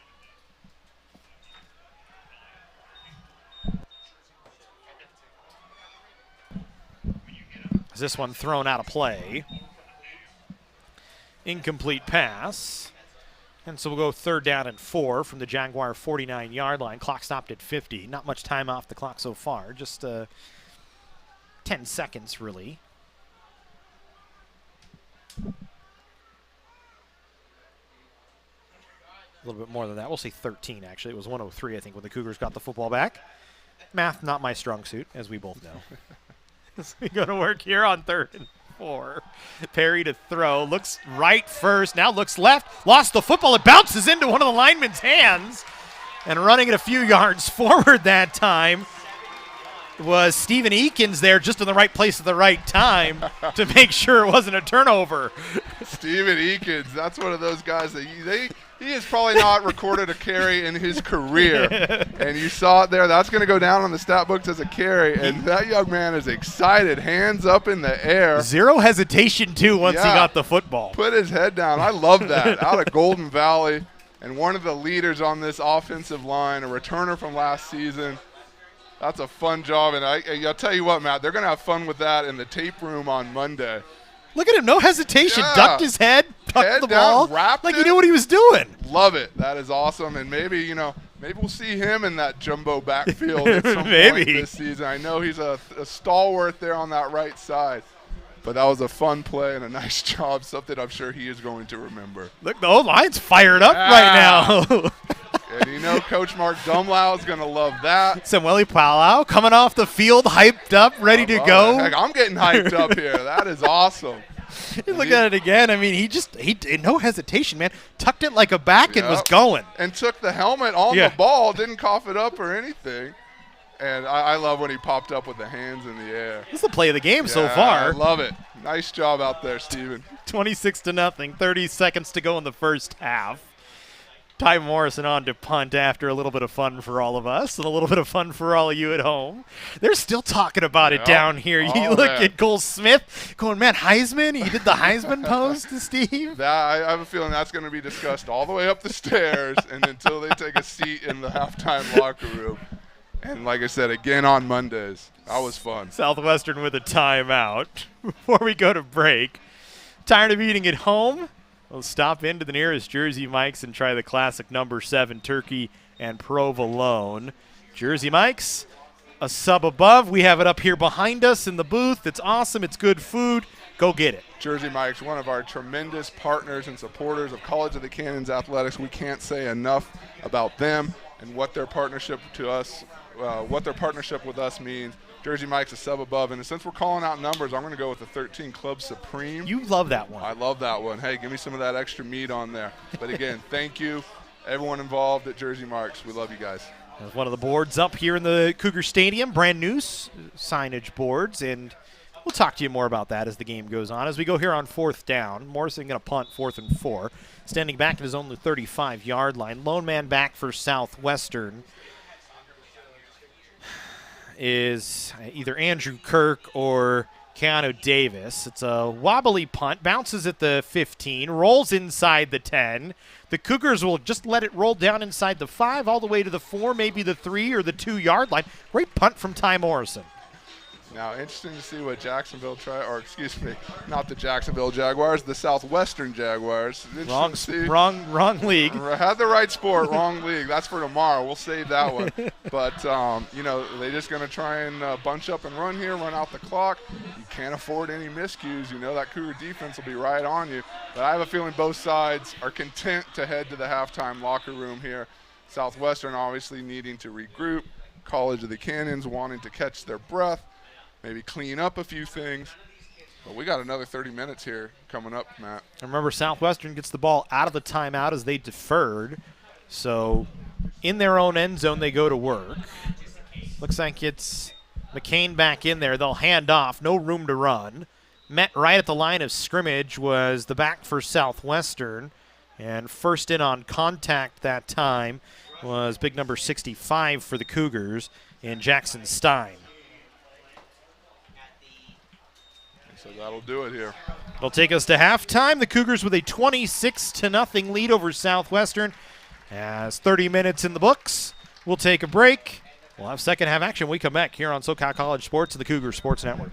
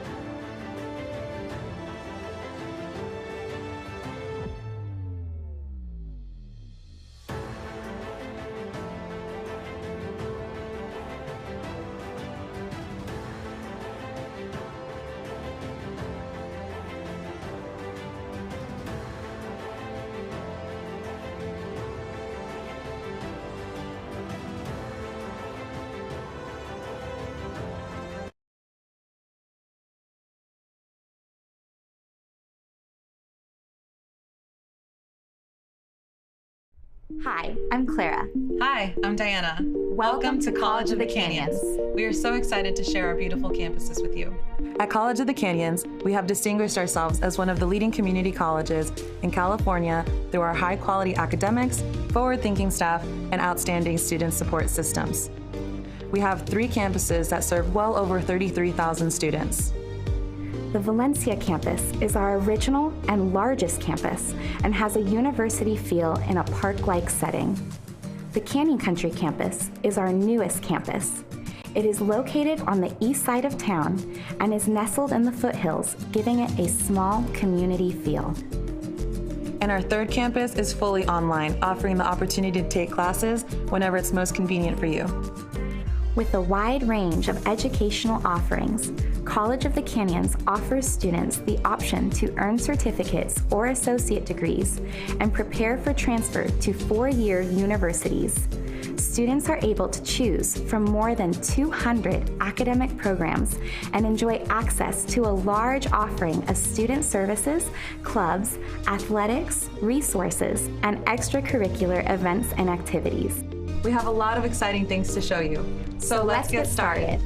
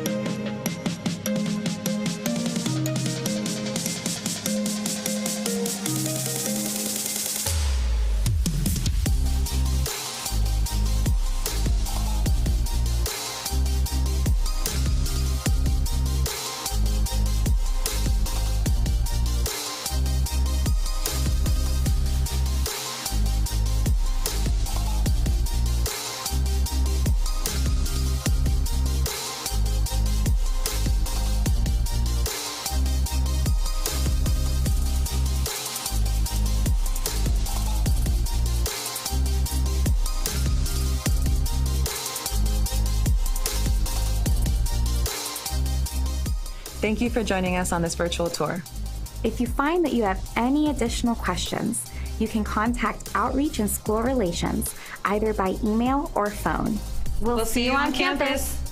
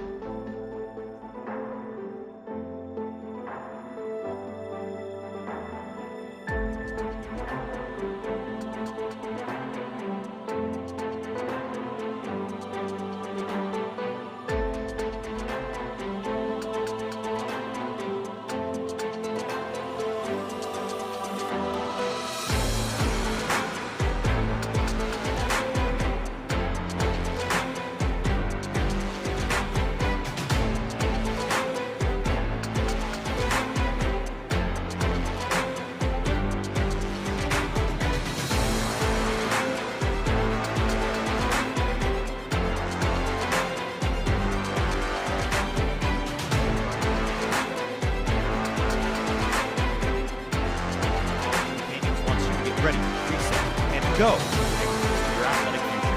With 17 collegiate sports programs to cheer for, opportunities for student athletes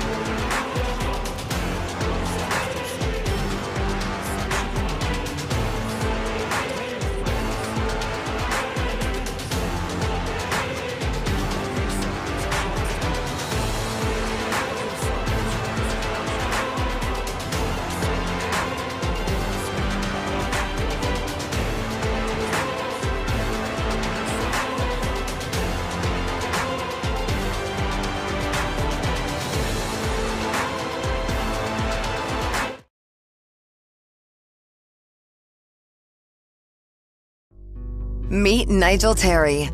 In 2018, UCLA Health made him Laker for a day.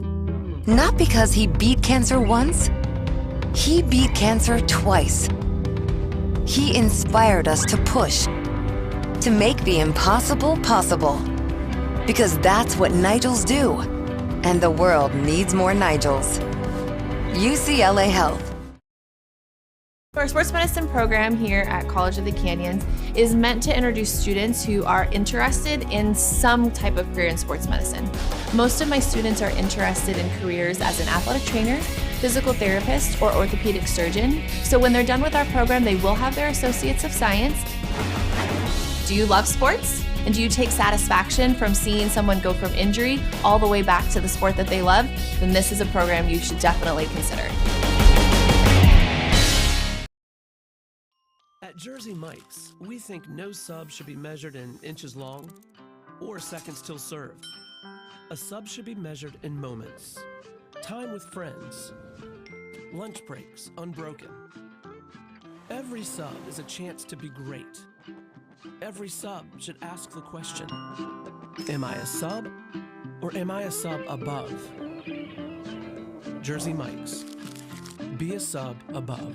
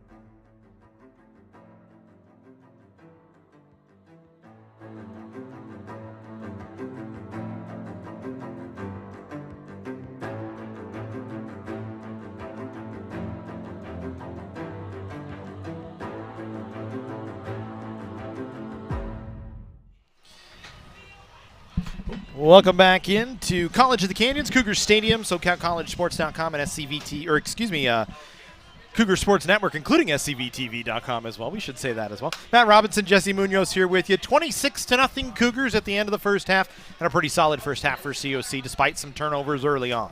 Yeah, like you said, Matt, a couple things to clean up, a couple, like you said, penalties, turnovers, but for the most part, College of the Canyons in control throughout and able to overcome those, grab complete control of this game. And like I said, a lot of time left here, but so far nothing has been working for the Jaguars. And College of the Canyons is going to look to continue that trend. A lot of different guys involved for COC. Chaden Perry, 8 of 14, 105 yards through the air, a touchdown and an interception. Cam Fouts, 2 for 2, 35 yards through the air. You look at the ground game, Damon Banks, 30 yards and a touchdown. J.D. Sumlin, 28 yards, has had a carry of 15, the longest carry of the day. Chaden Perry, 19 yards on the ground, including 2 scores. You go down the line, Anthony Spearman's had a run, Zion Slade's had a run. Even Stephen Eakins has had a run. He didn't get credit for any yards, but he got one. Well, aside from the Stephen Eakins play, which we were all excited about, I want to talk about Josh Smith. Thank you. I was going to get down to that. The ability of the Cougar offense to find that young man early and often, and at seemingly all points of the field. That guy's having a tremendous game. Damon Banks, like you said, running the ball hard. All these COC Cougars look excited to be out here. And, hey, this is a tremendous atmosphere to play for. Play under, and here we go, Matt, second half. You talked about Josh Smith, 3 catches, 63 yards, and a score, a long of 26. That was the touchdown pass.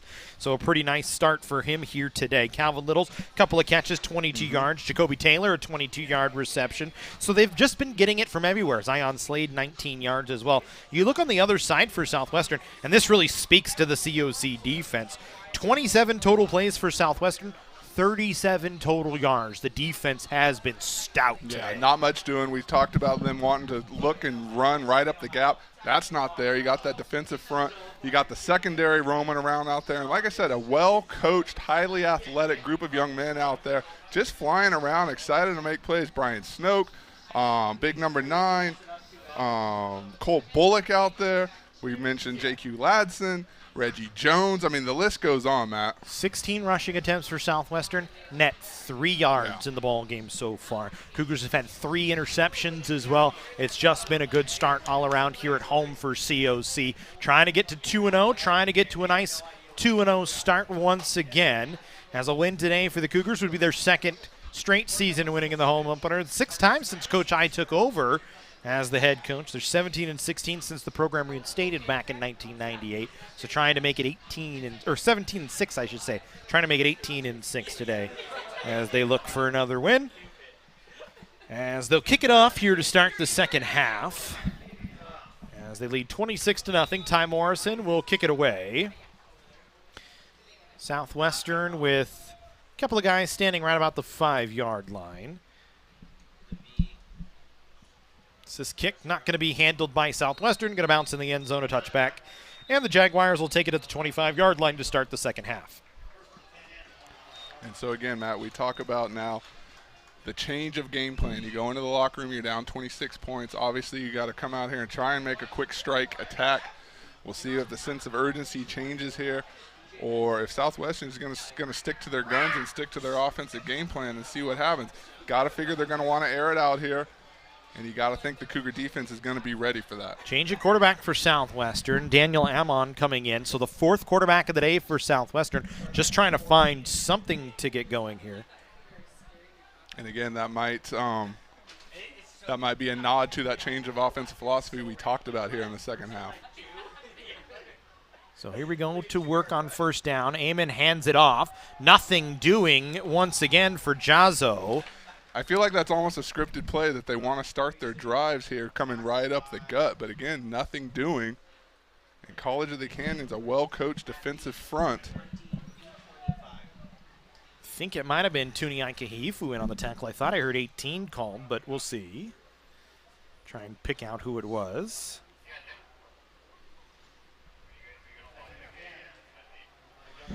As we go to work on second down and 10. Amon is the quarterback now. As we said, the fourth quarterback of the game. Throwing here, will throw it to his left. Pass caught just on the 1 yard past the sticks. So we'll say the 26-yard line and nothing for Southwestern there. Once again, you catch the ball, you get a gain, and there's 3 Cougars right there to swarm you. You know, pick your poison, which one you're going to take the hit from. But when they're all there like that, there's not going to be much doing. And here we go, 3rd down already. Yep, 3rd and 9. So as we said, I'm on the quarterback, a change of quarterback again. They've gone through everybody so far. Harry, Inman, McCann. Only Perez has not played here in the ball game. He's on 3rd down. I'm going to throw over the middle, nearly intercepted on one hop. It ran right into the hands of Jeremiah Cox. He was angry. He didn't move up a little bit to make the interception. And look at big number 91, Joshua Hatchett there, coming full force, 2 big arms in his face. You got to think that had a little bit to do with that disruption there. And you got to think the Cougars now, knowing that they have the run game scouted pretty well, can start to pin their ears back and go after the Southwestern quarterback at this point in time of the game. Leading 26-0 as Southwestern will kick it away. Acosta back to punt. An end-over-end punt going out of bounds, and we'll see where they spot it. I think they're going to run way up along the 50-yard line, maybe even further. Yeah, I think that's going to be just over midfield for College of the Canyons. Even further, it's all the way up to the 40, it looks like, inside the 40. That was a net, I think, 12-yard punt there, if I do the math correctly. And so that's a good field position for COC here as they come back out in the second half. And we're going to see Cam Fouts here at quarterback in the second half. Fouts, who's already got 2 completions for 35 yards and nearly had a chance to go into the end zone if not for a change back to Chaden Perry. So again, Perry's numbers not going to be gaudy as they go with Cam Fouts here in the second half, leading 26-0. A couple of running backs in there with Fouts. As a false start on the offensive line. Snap was maybe a half second behind the line movement. And so a tough start to the first drive of the second half for COC. But you know what, Matt? I like that. You're comfortably ahead. You've established your offensive dominance. Why not let Cam Fouts get in here? He certainly earned it with his appearance there in the first quarter. Had some nice plays. Why not let him get out there, take some extra snaps, and be able to continue that that preparedness to be able to come in and lead this team at a moment's call. So he's got Calvin Littles back there along with Damon Banks, it looks like, in the backfield with him. Actually, it's going to be J.D. Sumlin in the backfield with him. They'll hand off, and Sumlin able to get back up near the original line of scrimmage. We'll call it a 3-yard gain. And now a late whistle and a helmet came flying off from one of the Cougars. A couple of guys tied up. It was actually Donovan Reyes that got tied up with one of the Jaguars, but no flag on the play, and we'll continue on. Yeah, I think he's going to have to come out of play just by virtue of losing that helmet. But Donovan Reyes, another one of those big bodies up front, doing a tremendous job here on a warm, muggy evening. It's Midwest weather. We've said it a few times. It's Fouts here on 2nd down and 12. Looks back to the sideline after he called the play. We'll walk up to the line. We're getting inside 7 seconds here on the play clock. It's just Sumlin in the backfield next to Fouts. He'll throw here on 2nd and 12. Looking, throws to his left the whole way. Pass caught. Calvin Little's on the reception. About a 5-yard pickup. Back to the 36-yard line of Southwestern. It'll leave 3rd and a little over half the chains here. Look at Calvin Littles with a man seemingly draped on his back. Just a nice job hauling that into his body and making the reception. Again, another, we've mentioned it before, that's a young man they're very excited about. Had a great freshman campaign with the Cougars. And back for more here tonight. This looks like Titus Tatum going to come off the field, getting some help from the Southwestern athletic training staff as he was a little shaken up. So we'll go on 3rd and 7 here from the 36-yard line. Fouts in there at quarterback. Had a good run in the first half. 3 plays, completed 2 passes, got some good yardage. And he goes to work to start here in the second half. Cougars taking their time, using as much of the play clock as they can, and as they should with a 26-0 lead. I think this is going to be the pace the rest of the way out, and why, like you said, Matt, why differ from that? Fouts will throw, 3-step drop, looking, wants a big one, throws deep, looking for Little's pass, just in and out of the hands, as Cal Little's almost had it, had to recorrect, and you take another look. Well, I'm going to tell you, first and foremost, that is a beautiful ball right where it needs to be, maybe a millimeter out of the reach of Calvin Little's. I think if you asked him, he'd tell you he could get that 9 times out of 10, but a nice ball, Matt. And again, tremendous protection up front. Just wasn't able to I thought there was a flag or something on the play. Sorry, I was pointing out. The umpire was spotting the ball well past the sticks. I got confused. But, yeah, back to your point, very good throw from Cal Littles there. Looked like the Cougars might go for it for a second, but I think they're going to let Ty Morrison just kick this one down inside the 10-yard line and see if he can stop one at the 2 again. Cougars might have to burn a timeout here really late to get on the field. Well, and the 5 yards doesn't really hurt you here. We're waiting on delay of game, but I don't know if we're going to get it here. They never pumped the clock, and they're trying to pump it. I think Ted actually wants the – I think he actually wants the penalty on the 5 yards. Yeah. That's advantageous for the Cougar special teams unit. Why they were so late to get onto the field, and they should have pumped the clock anyway because of the fact that And I'm going to tell you, I think that's the first time I've seen Coach I be upset that his team didn't get called for a penalty. That's a first for me, but it's certainly you understand the reasoning behind that. Well, the Cougars think there's a penalty. They've all backed off the line of scrimmage. He wanted it, but he did not get it. And Ted, yeah, they actually stopped him and said, don't go up to the line of scrimmage. Move back to where we want the ball, and we'll punt it away. And that all comes off of the umpire was in the wrong spot. They needed to pump the clock. They never did. So now we'll just wait. Just wait. Now the clock stopped at 5.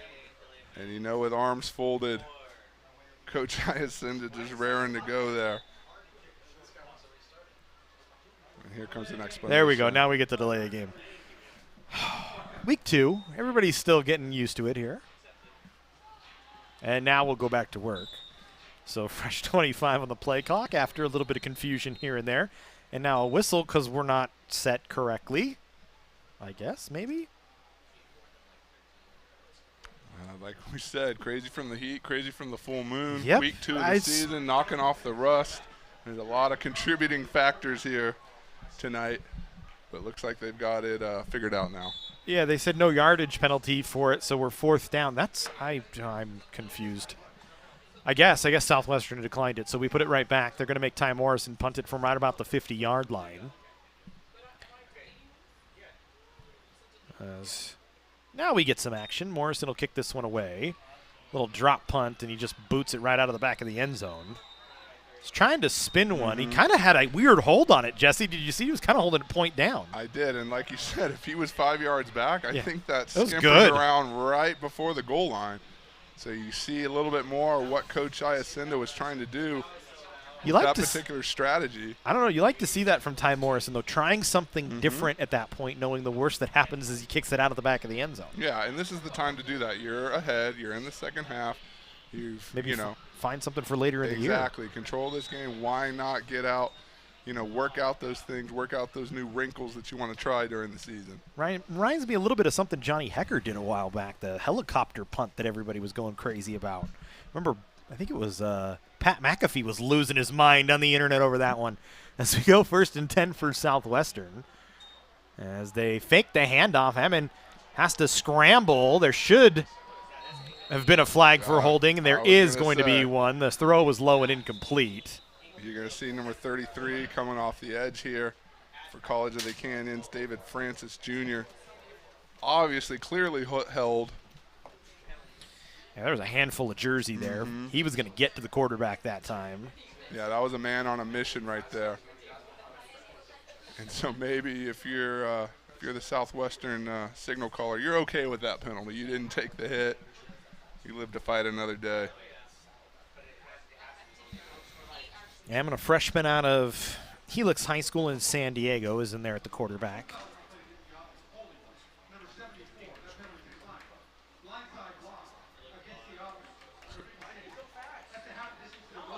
So a blindside block against the offensive line, Aiden Ramirez, and that's going to push the ball all the way back to the 10-yard line, as they call it half the distance to the goal from the spot of the foul. So it'll put it 1st and 20 from the 10-yard line, as Southwestern needs to get out to the 30 as the ball was spotted on the 20-yard line. So Jaguars pushed back. The Cougars can pin their ears back defensively. Just a 4-man front on the line. Showing a little bit of pressure. They'll only bring 4. Ammon back to throw. Throws, pass, nearly intercepted. Going up to try and get it that time was Cole Bullock. Was looking for his 2nd of the game. Cole Bullock almost climbed the ladder on that one. You're going to see him drop back in coverage here right in the middle of the field where he needs to be. You got to feel like 11 still should have made that play. But you got a body flying up in front of you. I don't know if he got a finger on that. Might have tipped it. I think he got a touch on it. Yeah. But again, right where he needed to be. So it'll bring 2nd down and 20 here.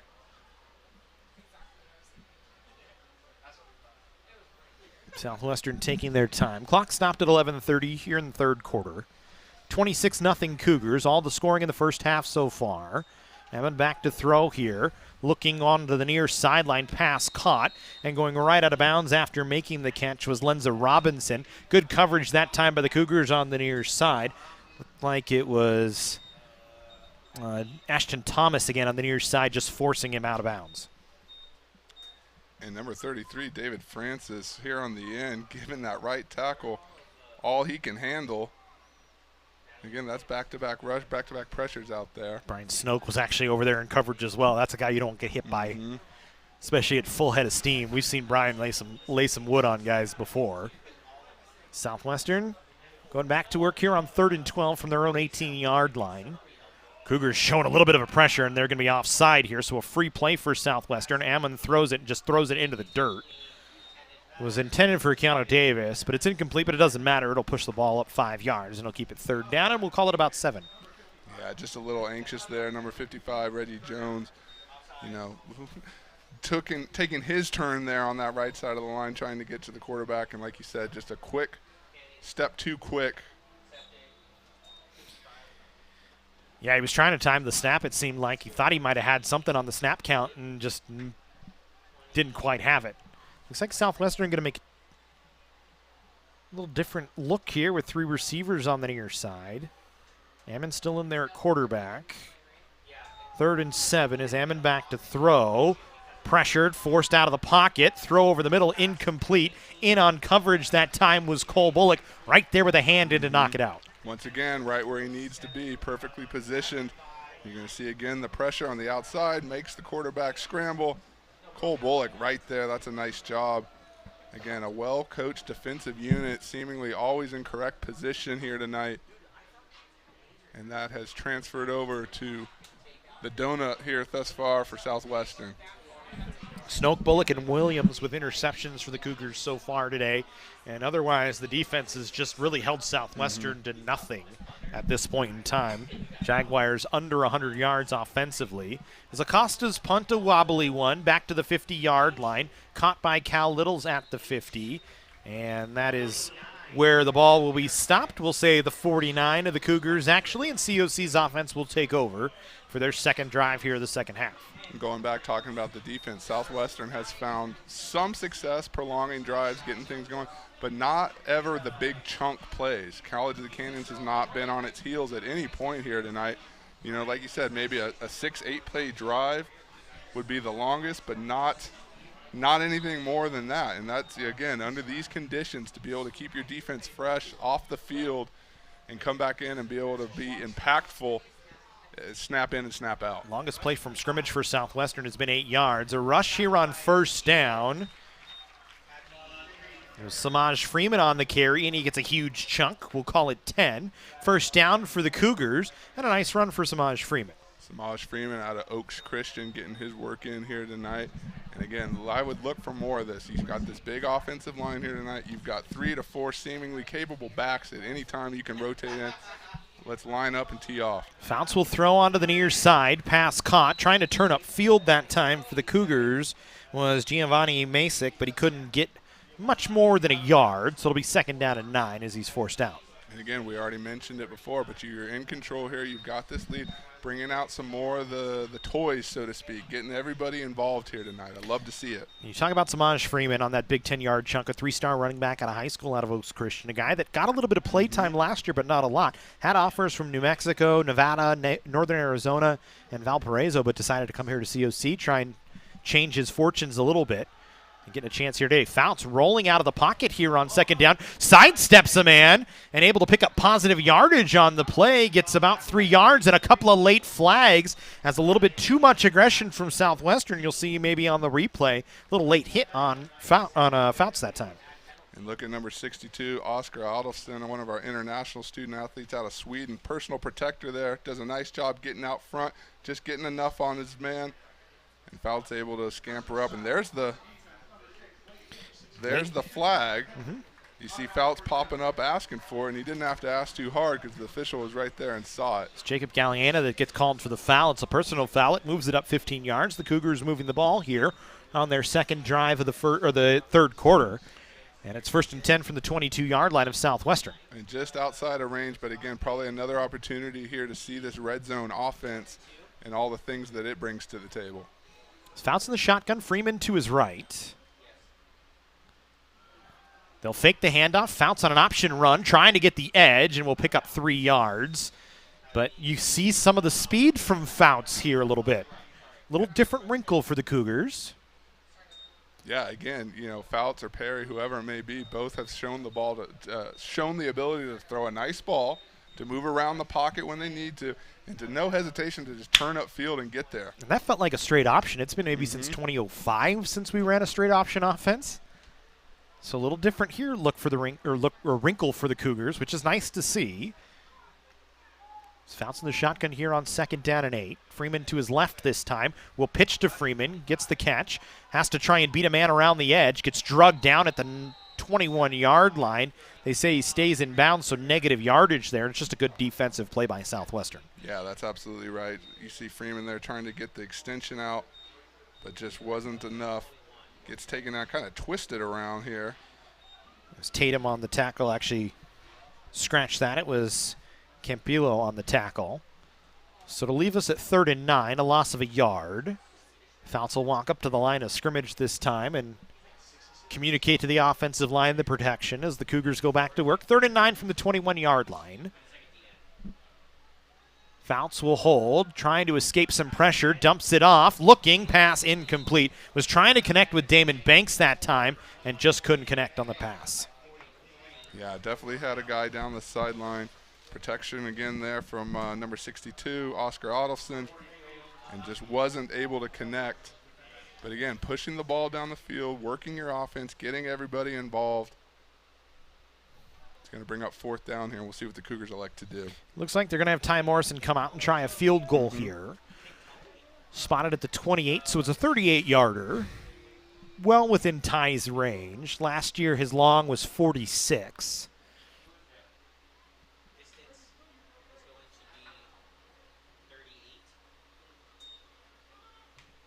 There's the kick up, plenty of leg on it. Put it through the uprights, scored for Ty Morrison. Field goal is good from 38 yards. The Cougars with a 29-0 lead. Positive yardage, positive points. You'll take it any way you can get it right now for COC. Yeah, you'll take the 3 points. What I like more importantly is you get to reinstill the confidence into your kicker. You know, you line him up. He had a couple close call misses here in the first half, but you send him back out there. You show Ty Morrison you believe in him, and he goes out and executes for you.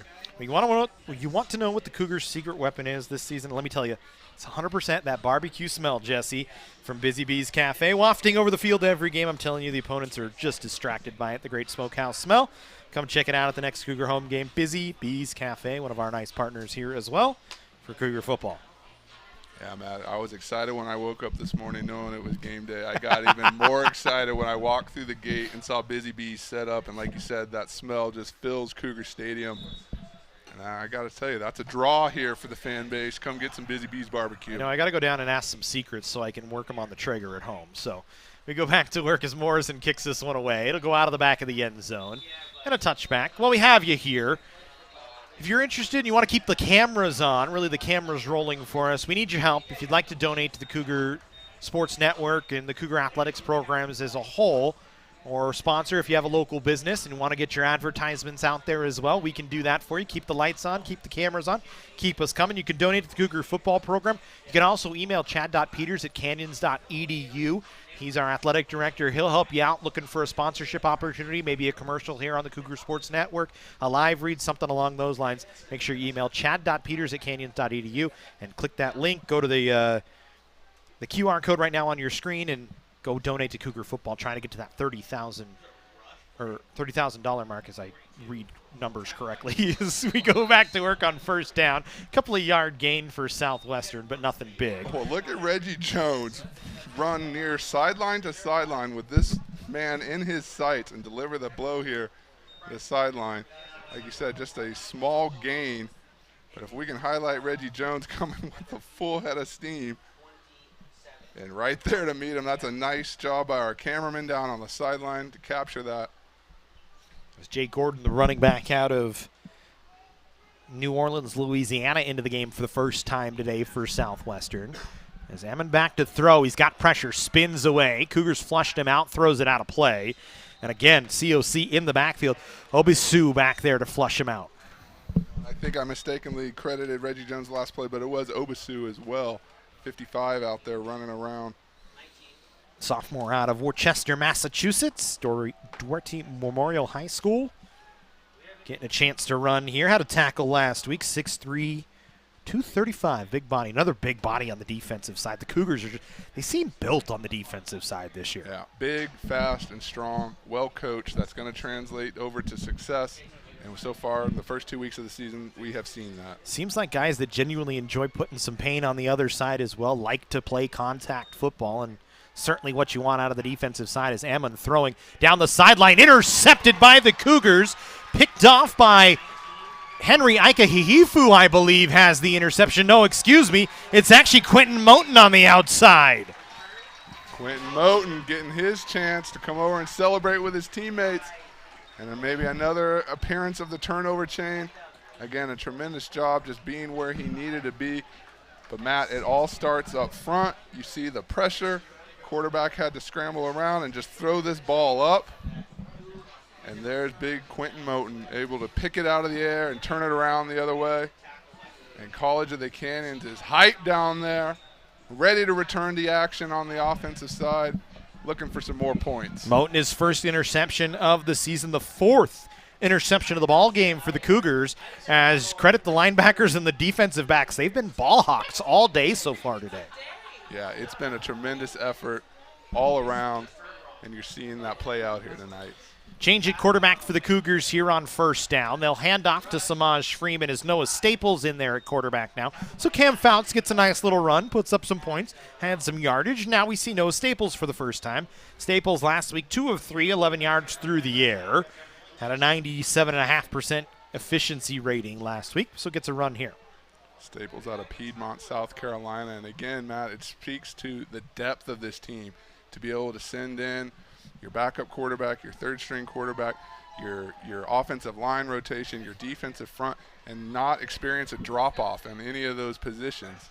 Freeman breaks a tackle, bounces it to the outside, inside the 20, down to the 10, finally drug out of bounds at about the 7-yard line. Good run from Samaj Freeman that time as he gets a first down and more for the Cougars. So again, pick your poison. Damon Banks, the guy in the first half, able to get into the end zone, able to see the bulk of the carries, and then you come right back with Samaj Freeman bouncing it out to the outside with another positive gain.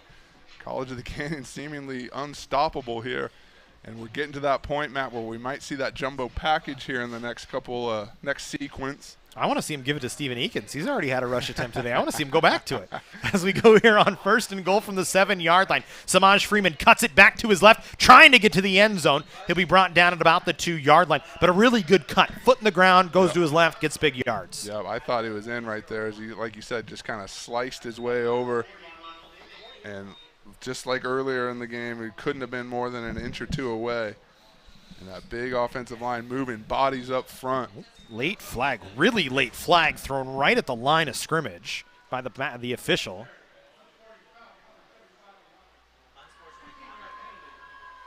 So Donovan Reyes is going to be called for a sportsmanlike conduct penalty. And so instead of being second and goal from the 1-yard line, it's second and goal from now the 16-yard line. And so a tough penalty against COC. Tough penalty. You feel like he probably said something, did something. He's certainly being called over to discuss it here tonight. Again, one of those penalties, that's the heat of the moment, the passion, the emotion out there. You're driving, you got your teammates behind you. That's something you're going to want to clean up long term and as we get further down into the season. It's unfortunate because I was thinking they were going to let Samaj Freeman maybe finish it off. So now they got to go back to work. Second and goal from the 16-yard line. Staples in there at quarterback. It's a freshman out of Piedmont, South Carolina, going back to work. Has Freeman right next to him. Will hand off, and Freeman met in the backfield. Oh, no, I'm sorry. Staples still has it, and he gets into the end zone for a touchdown. That's the second time today it's confused everybody, including all of us in the booth. Definitely a little bit of misdirection and trickery there, but he bounced it outside and got this touchdown. And again, our statistics crew was on that, but the play-by-play. Yeah, well, I was terrible. God, I'm horrible. I'm gonna get out of here. Put the headset down. Well, I don't have AJ hollering in my ear who has the carry. I need it. Like you said, Noah Staples now making his mark on this game, earning a chance to maybe continue leading this offense. And again, that's exciting, Matt. When you can just rotate in your quarterbacks in and out. You've got a plethora of weapons to throw out there. You've got 2, 3, 4 capable running backs. I mean, does it get any? Tell me this. You thought Samaj Freeman had the football right there. That is a heck of a play by Noah Staples to keep that. Yep, and a couple different times tonight. We've, if they're fooling us up here, imagine what they're doing down on the field. They're seeing down on the field. There was a swarm of white jerseys around one guy, and Staples was gone with the football the other way. Again, we spoke about it a little bit, the extra wrinkles, the evolution of this offense, some things that we haven't seen as much of in recent years, now coming to fruition here. College of the Canyons with this athletic type and skill set of players, able to just really pull out all the stops. So 36-0 lead for College of the Canyons. 5:12 to go here in the third quarter. And you're getting it from everywhere at this point in time. Noah Staples with a 16-yard touchdown run. on a beautiful fake on the option play. And again, like we said, we haven't seen an option maybe since 2005 here at Cougar Stadium. And COC running it nicely a few times today. And a good job on special teams. Nowhere to go for the Southwestern kick return. Trying to bring it out from the 5-yard line that time was Cater Diop, and he just didn't have any room to work.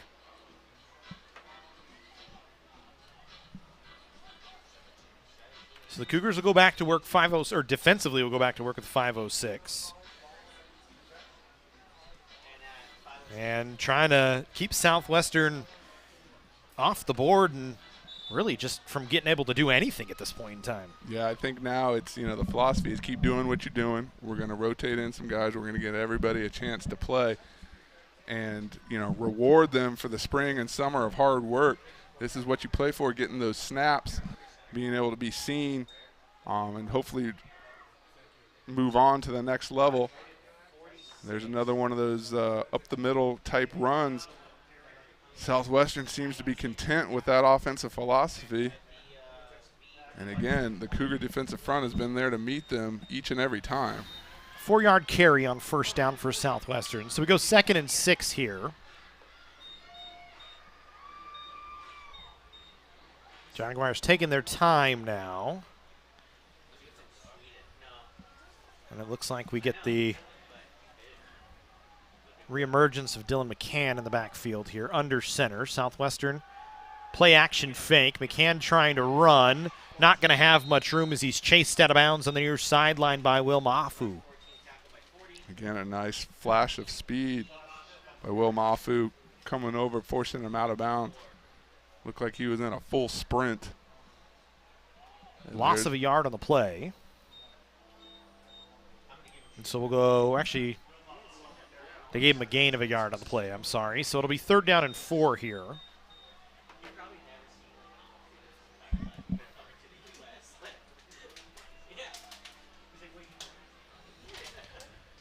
Southwestern in the shotgun. McCann, low snap right at the belt. Throws, pass on the outside, caught. Good enough for a Southwestern first down. It's been a long time since Southwestern's had a first down, and they finally get one here and move the chains. Yeah, just kind of slipped the tackler there on the sideline, was able to get just enough.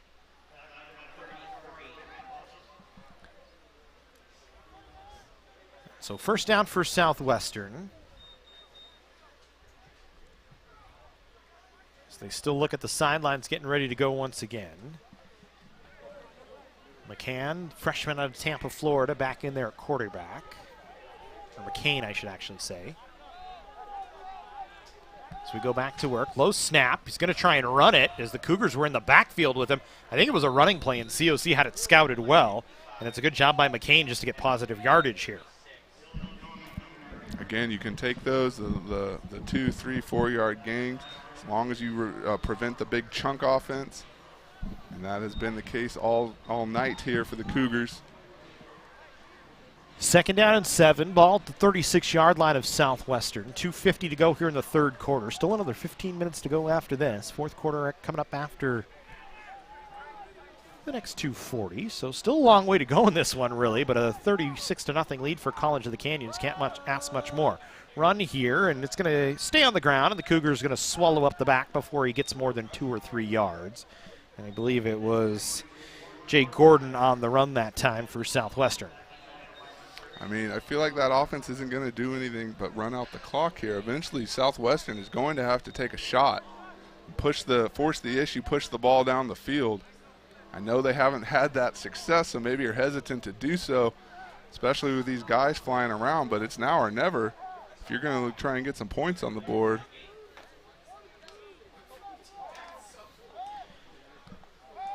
As we go here on 3rd and 4, McCann trying to run, and he gets to the 40-yard line, and that's it. They say the 39.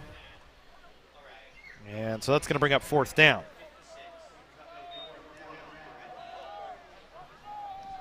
And I think Southwestern going to decide to punt this one away. Again, not what I would have expected there. A little bit confused. But if it's not there, it's not there. And you don't want to force yourself into another mistake. So I guess going the safe route here.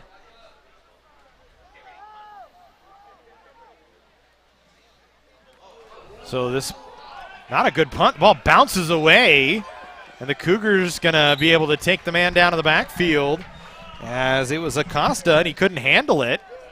And it's going to be a negative yardage and a turnover on downs, so the COC special teams gets a big takeaway. Well, and in an absolute worst-case scenario for Southwestern, you know, you talk about, okay, we don't want to push the ball down the field, we're not going to throw, we're content to just pack it in and punt, and then that happens, and you put the Cougar offense back out on the field, a short field, 25 yards, and, you know, haven't been stopped here tonight other than stops imposed by themselves, penalties and otherwise.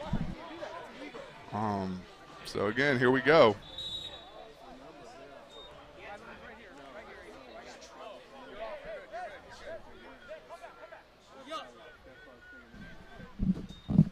As the Cougars will hand off here on first down. Staples to Freeman. And actually it's not Freeman. I think it's Ja'Kai Torres. Ja'Kai Torres, now another one of those guys getting some reps here tonight.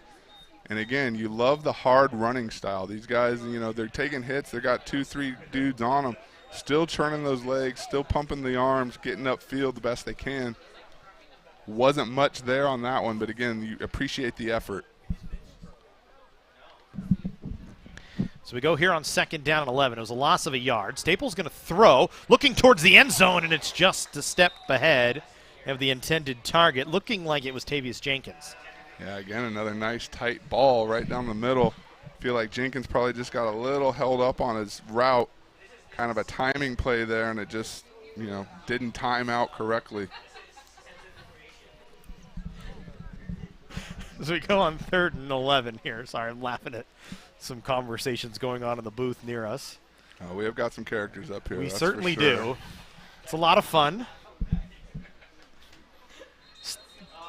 Flag, false start on the offense, so it'll push it back. It'll call it 3rd and a long way.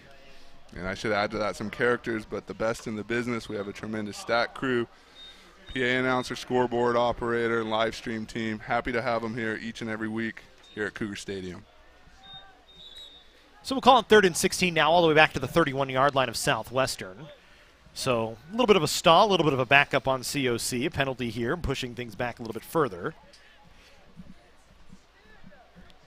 As we continue to sweat it out up in the booth and we go back to work. 27 seconds to go in the 3rd quarter. Can't imagine what it feels like down on the field, how hot is it up here right now. The Staples back to throw. Looking deep, has a man, pass caught in the end zone. Touchdown, COC. And once again, there's that man, Jesse. Josh Smith on the catch. Josh Smith. Somebody ought to be selling that young man's jersey down on the field, because after tonight he is going to have a lot of fans. A tremendous athlete, as we've seen several times tonight. And I think, Matt, maybe the Cougars' new go-to weapon. Especially over the middle. I know he's listed as a tight end, but certainly able to break away from some defenders, especially in that matchup against the linebacker.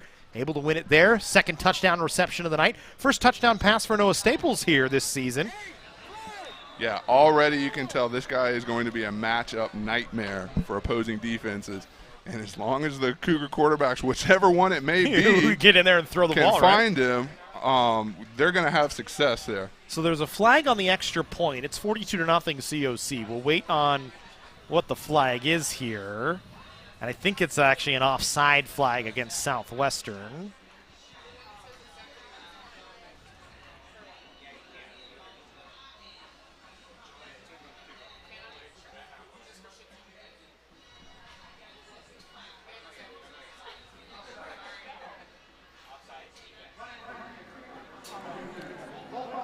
Okay, so there was 2 penalties actually on the play. Offside running into the kicker, both declined.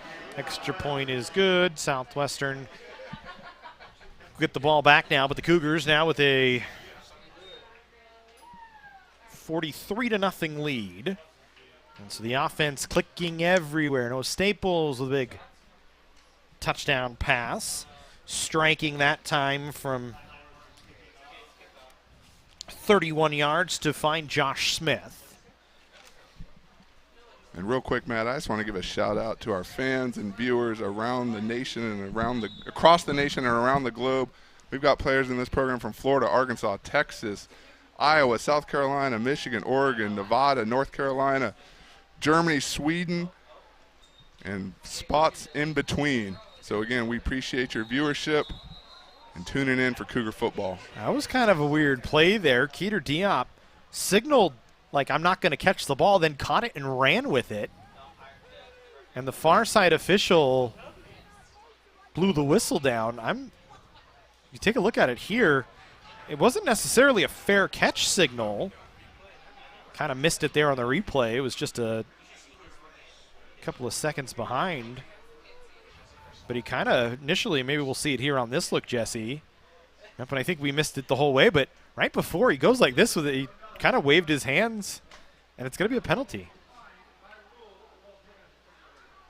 Waved his hands and then thought better of it, wanted to try and make a play.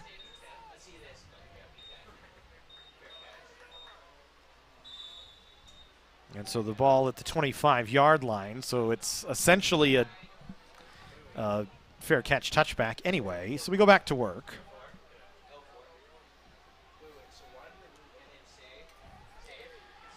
$18 seconds to go here in the third quarter.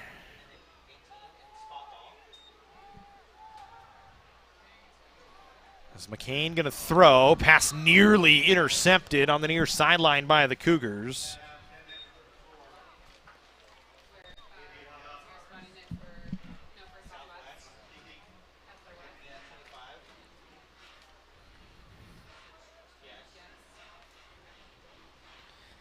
So second down and 10, still 12 seconds to go here in the third quarter.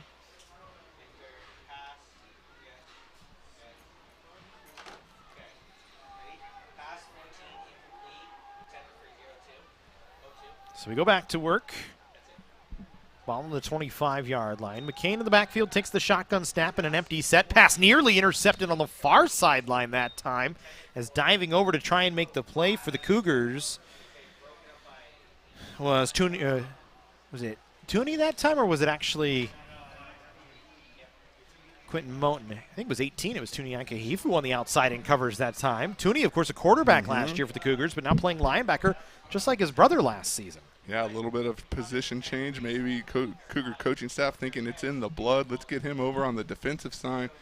You remember Henry Ikahifu, one of those transfers for the Cougars, now playing at Cal Berkeley. So we look forward to watching him the rest of the 22 campaign as well. If Tooney plays anything like his brother, we'll see some big hits this year. McCann going to run it this time, and he's going to be tripped up by Ikahifu, but not after he got the first down. It's an 11-yard run. First down for Southwestern, and that ends the third quarter. But the Cougars pretty much in control. Foot on the gas the whole way, 43-0. We'll take a timeout. Fourth quarter action, we come back.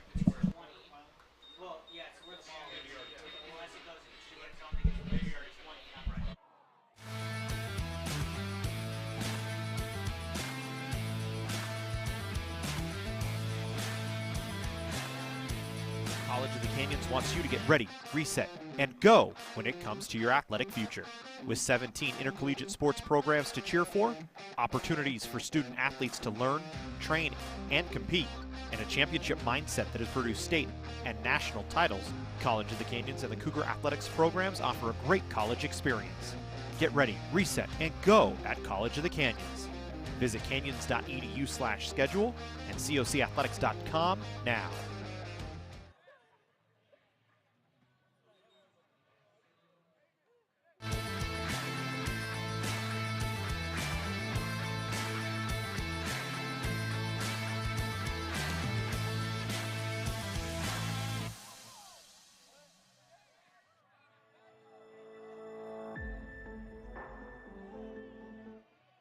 Cougars with a 43-0 lead as we go to the fourth quarter. Josh Smith with a couple of touchdown receptions today, the last one from Noah Staples.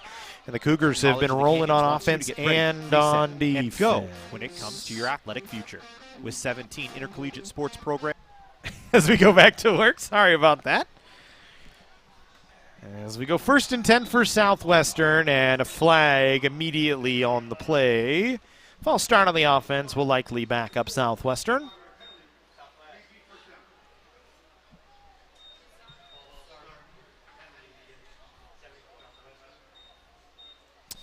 Penalty goes against David Garabella, excuse me. And so no time has run off, and Southwestern backs up 5 yards here in the fourth quarter. Well, here we go, Matt. Final 15. Like you said, Cougars foot on the gas. 43-0. About to outpace their point total from last week. And we'll see what Southwestern has if they can get on the board here. McCain just going to tuck it and run, and he's going to get out of bounds before he gets contacted by any Cougars. Delamonte Barnes was one of the guys running over to get him. I think he saw some big bodies, saw some footsteps, and decided, I'm just going to get out of bounds before I get hit. Which I don't blame him. I do the same thing.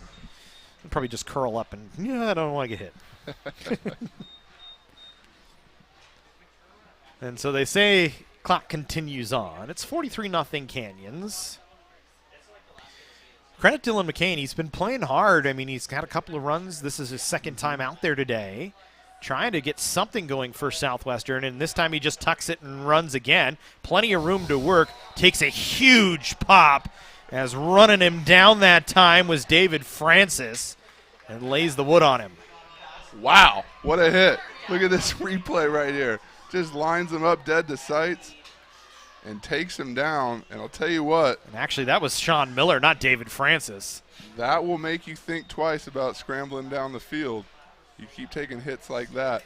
Again, though, for Southwestern, you want to build. You want to get some positive plays, something to what's on the board, yeah. Yeah, something to build on. This is going to be a long bus ride home. You want to end with at least something to come home and talk about. Cougars with just a 3-man front. Southwestern will pitch. And a big run here for Jazo as he breaks a couple of tackles and gets across midfield into Cougar territory all the way up to the 32-yard line. And there's that chunk play there. You know, you get a couple of those. If you're Southwestern, you've been struggling all night to get any kind of rhythm. Again, fourth quarter, maybe the quarterback change, maybe, you're finally starting to put it together. If you can build on those, it's going to be a much more pleasant film session on Monday, where you turn the page and kind of look to the week 3 and see what you can do. They get Palomar next week, so there's still plenty to build on, as you said. Still a long way to go until they get to their league season when they start against Golden West on October 15th. But you get another North Central Division opponent in Palomar, who we saw last year and is a decent team. Beat them last year as well. Palomar beat Southwestern. As this time, a sack way back in the backfield, all the way back to the 45-yard line of the Cougars. Was that James Jeanette? I think so. The 6'5" freshman out of Durham, North Carolina, finally getting a chance out there tonight. And again, he's another one of those big athletic bodies. You set him up on the edge, let him go. You're going to find the opposing quarterback in a world of hurt. All the way back to the 44-yard line of College of the Canyons. So big loss that time, and McCain was trying to scramble and just could not get away, and it shows you the speed of Jeanette as well. Is McCain going to throw quickly here? That one bounces. They said it's a forward pass. It looked pretty down the line to me, but incomplete, they say. We'll take a look at it here. One of those could go either way, depending on your angle. I mean, we're pretty much on the 50, and that's right about where the throw was. It looked like it was pretty down the line to me, but regardless, incomplete pass, 3rd and 21. Ball back at the 44-yard line. Maybe a little, we'll keep it safe if you're the officials here. And they'll try it again, same exact play. Robinson not going to get anything out of it. Actually loses yards all the way back to the 47-yard line. I think they'll give him the 46. Nope, looks like they are going to spot him at the 47. The defense just shows up again, man. I mean, seemingly had their heart set on that play and wanted to run it, and the defense was ready for it again. I don't know why you don't go down the field and at least try and get something here. But again, you have your athletes and you have your schemes that you know or that you want to try and get to work for you. And I think that was the case right there. So we'll kick it away again. Julian Acosta back to punt for, I'd have to look it up, but it's been a lot today. He's been very active, very busy today. This time he'll get this one away. Fair catch called for and made by Cal Little's right at the 15-yard line of College of the Canyons. That's the 7th, maybe the 8th punt of the day for Acosta, who's punted for over 200 yards, and that's been the most yards of the game for Southwestern, as they've been held under 100 so far in the ball game. And I don't think that's a stat that any coach ever wants to see. Special team enthusiasts will love to see it. But again, make sure you donate College of the Canyons. Click that QR code there. Still trying to reach that goal of $30,000. Help out the student athletes. Let them get their books, anything else they need. We just want to support these guys. They play hard every night. You get to watch them and have some fun. As we go back to work on the offense for COC, starting at their own 15-yard line. Handoff this time on first down. Along the inside, the pile pushed. A new quarterback in there as Bryce Dixon takes over. Again, Matt, I think we're going to see a lot of the same here. Line up, hand the ball off. You hear the coaches talking about it. This is why you run. This is why you run sprints. This is why you train all spring and summer. You get to this point of the game and you seemingly just impose your will on the other front and close out this game. Ja'Kai Torres, the feature back now. He had the rush there for a couple of yards. We'll give him 2. Torres, four carries for 22 last week. Flag offside going to be called against Southwestern here. Good thing for the Cougars, too, is it was a bad snap. Yeah. Dixon couldn't handle it, had to pick it up off the turf and went down for a loss of yards. Flag saved him on that one, that's for sure. And again, this is going to be the second week where we've seen 4 quarterbacks get action for the Cougars. That is going to be a stuffed stat sheet. It's a good problem to have when you really think about it. If you're COC, you're getting everybody some early opportunities here. We saw it last year a few times. Some injuries, some guys having to come in and play late in the year. This is a chance for them to get some tape, get used to playing the game, get used to being out there with their teammates. And now you've got options if you're COC. Took the words right out of my mouth. Not only do you get to prove yourself, but you get to be seen on tape. False start on the offense, offside, maybe encroachment on the defense. It looked like the defense was pushing the offensive line back before the ball snapped, so we'll wait and see. The official's going to huddle up here. Either way, it's a penalty on one of the lines. And, Matt, getting seen on tape, what does that lead to? That leads to being recruited, being offered, moving on to the next level. We had roughly 30 players last year transfer on to four-year schools, just a few of them. Abdul Latif Adu, Houston, TQ Gilmore, Utah, Henry Ikahihifu, Cal, Jonathan Thomas, Nevada, Danny Valenzuela, ASU, Dean Miller, Kansas, Cameron Bell, Hawaii, Justice Spates, Middle Tennessee State. And I could go on and on. There's not enough room on this paper to list all the gentlemen that transferred to four-year schools last year. So, again, those opportunities come by virtue of working hard, earning your time on the field, and making the most of it when your number is called. So first down after back-to-back offsides penalties. And we're waiting on the clock. So they're trying to reset the clock to 10:25. And they do. So first and 10, ball spotted at the Cougar 27-yard line. Dixon will hand off this time. Torres breaks a couple of tackles, through some arm tackles, enough for a first down. A nice 12, 13-yard gain for Ja'Kai Torres. Big boys up front doing a nice job that time, piling through. And Torres with a big chunk, and the Cougars move the chains.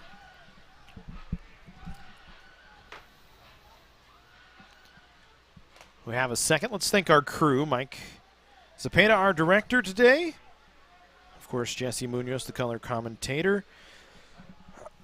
George Aguila, our score clock operator today, an intern here for the year. And our camera operator out on the field, Austin Bordeguez, doing a nice job getting some shots down on the field. I want to thank everybody for joining us here on the Cougar Sports Network, as the Cougars will keep it. Another keeper this time for Dixon, and he's trying to find some room to run, make something happen across midfield inside the 45, all the way down to the Southwestern 42-yard line. Well, he was moving and shaking and curving and going upfield all at the same time. And again, you love the effort, the enthusiasm, the willingness to go put your body on the line and get those yards. And again, this is going to be a fun team to watch. If the first 2 weeks are any indication of what we can expect I see a lot of bodies, a lot of athleticism, a lot of strength, and guys that can play seemingly at a moment's notice, get out there and make big plays. Well, SCV TV is one of our proud partners here on the Cougar Sports Network, I should say, and on SoCalCollegeSports.com. The Community Center is a Santa Clarita's only television station bringing you local arts, culture, history, and entertainment programming 24/7. And this year, a new wrinkle, some sports programming as well. Watch with Spectrum, Channel 20, AT&T Channel 99, Apple TV, Roku TV, and SCVTV.com, or follow on Facebook, Instagram, and Twitter. And you can watch the replay of this game on Monday night at what time? Monday night, starting at 7 p.m. We have our own Cougar edition of Monday Night Football, so tune in for that.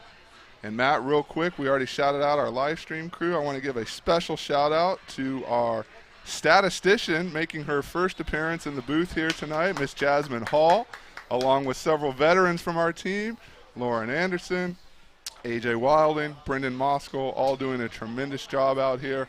And we are thankful to have them, both for the live stream, the live stats, the box scores that you'll see on cocathletics.com, and everything else in between. A nice job tonight, team. So we look ahead here. We go back to work after Southwestern had one of the defensive linemen down on the field, got helped off by the athletic training staff, who's been busy today for Southwestern. The Cougars will go back to work on the offensive side. 9 minutes and 8 seconds to go here in the fourth quarter. 1st and 10 from the Southwestern 42-yard line. Is Dixon in there at quarterback? Torres in there at running back. Snap goes over Dixon's head. He's going to pick it up, and he's going to still be on his feet, and he's going to be drugged back all the way to the 35-yard line of COC. He should have just went down at the 45, but hindsight's 20/20. Again, moments after we credit him for the willingness to move down the field and take the hit and extend your offense. That's one of those plays that on Monday it's going to be, hey, I like the effort, but tuck it in and just go down. Tuck it and go down. We're up 43-0. It's the fourth quarter. Don't you got fumble a the ball. long season ahead of you, young man. Again, great job doing what he did and able to secure that. We talked about the willingness to make plays, the willingness to move ahead. This team going to be exciting. Next week, a really tough test for COC here at home against Fullerton, who took the Cougars to the edge last year. You talk about a game where COC in week 3 had to do everything they could. The defense really won them that game. Had four turnovers, including 3 interceptions in that ball game. There's a run here for COC. I believe Robin Virgilini in for the first time today. Picks up a nice chunk. Gets back out to about the 47-yard line. We'll call it the 46, as that's where they'll spot it. But talking about Southwestern coming in next, Fullerton coming in next week. A tough test here at home for COC. Maybe the first real one of the season. Yeah, a program very much in the vein of College of the Canyons. Always competitive, always strong, always in the conversation for a conference title and state playoff appearance. So again, there have been some battles between those two programs in years past. And that should be a fun one. That's going to be right here under the lights, 6 p.m. next Saturday. And we will, of course, have the free live stream on the Cougar Sports Network. Fullerton right now in a battle with Cerritos, as we just looked. 25-24, Cerritos actually in the lead. So that one a tough one at Fullerton. So maybe an angry Fullerton team, depending on the outcome of that one coming in. A little bit tougher test, it seems like, for them this week. So the Cougars up 43-0, 4th and 22, so they'll kick it away. Give Ty Morrison a chance to try and pin something inside the 20, work on something going into next week. And, Matt, we talk about the early season miscues, the rust, putting it all together. I feel like week 1 and week 2, okay, you feel those things out. Week 3, you're getting ready to go into conference. Yep. You're halfway through your preseason, as it were. And so those games, gain in importance, gain in terms of the competition that you're going to face, the well-roundedness of that competition. And so this will be a fun one. And the games get tougher and tougher as the weeks go on as we look. This one punted away. Diop going to handle it at the 10-yard line. Going to try and bounce around. Not much there. Maybe a return of 3 yards, maybe 5, as he fielded it right about the 12.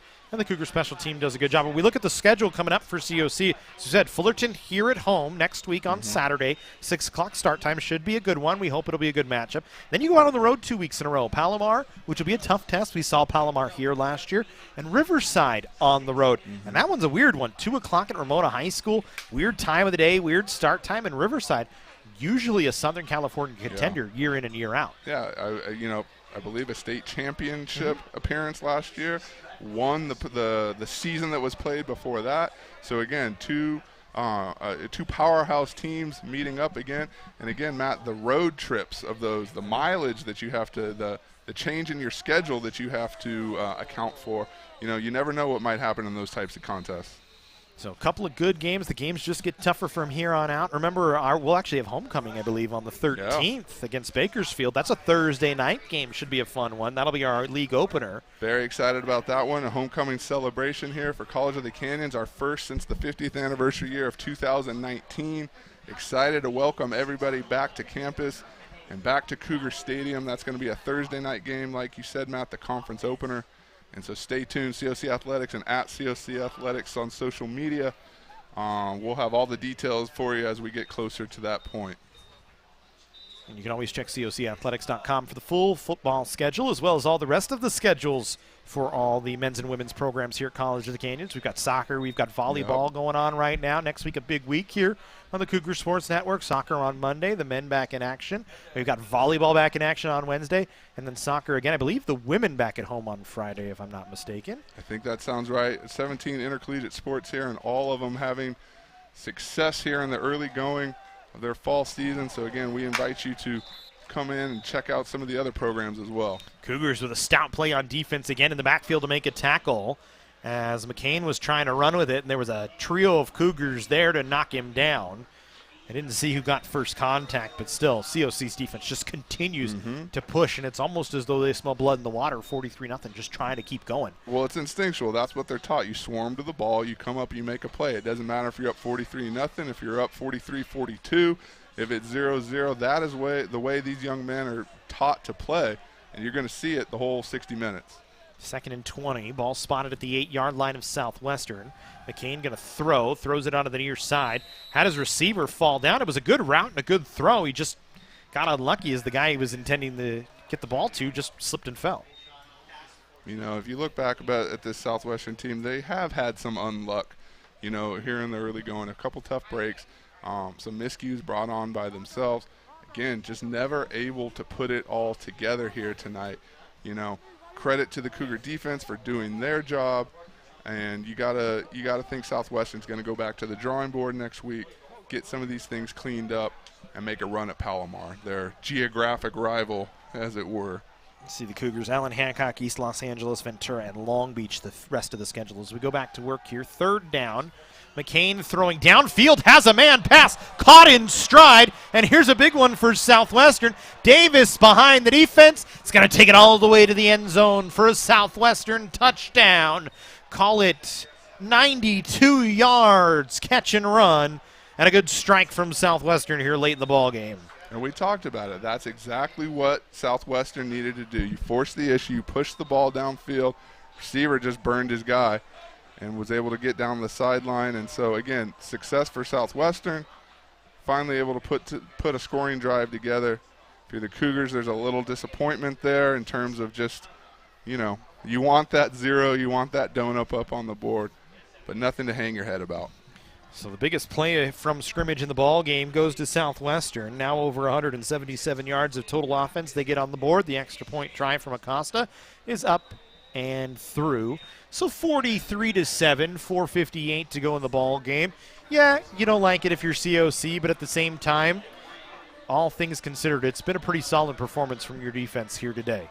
They've done what they needed to do, 4 interceptions. They've stopped it down. Other than this fourth quarter, really didn't allow Southwestern to do anything. And you have to like it going forward into next week, especially against a Fullerton team, knowing that they're going to run the football a lot. That's kind of Fullerton's MO going forward. We know we have a couple of teams on the schedule that are like that. East Los Angeles as well, an MO that runs the football. That's kind of how they operate. You got to like your run defense so far here today. Oh, 100%. And, not only just the run defense produced by your starters, but, throughout the game, no matter what combination, whatever personnel was in there, it was seemingly the same result.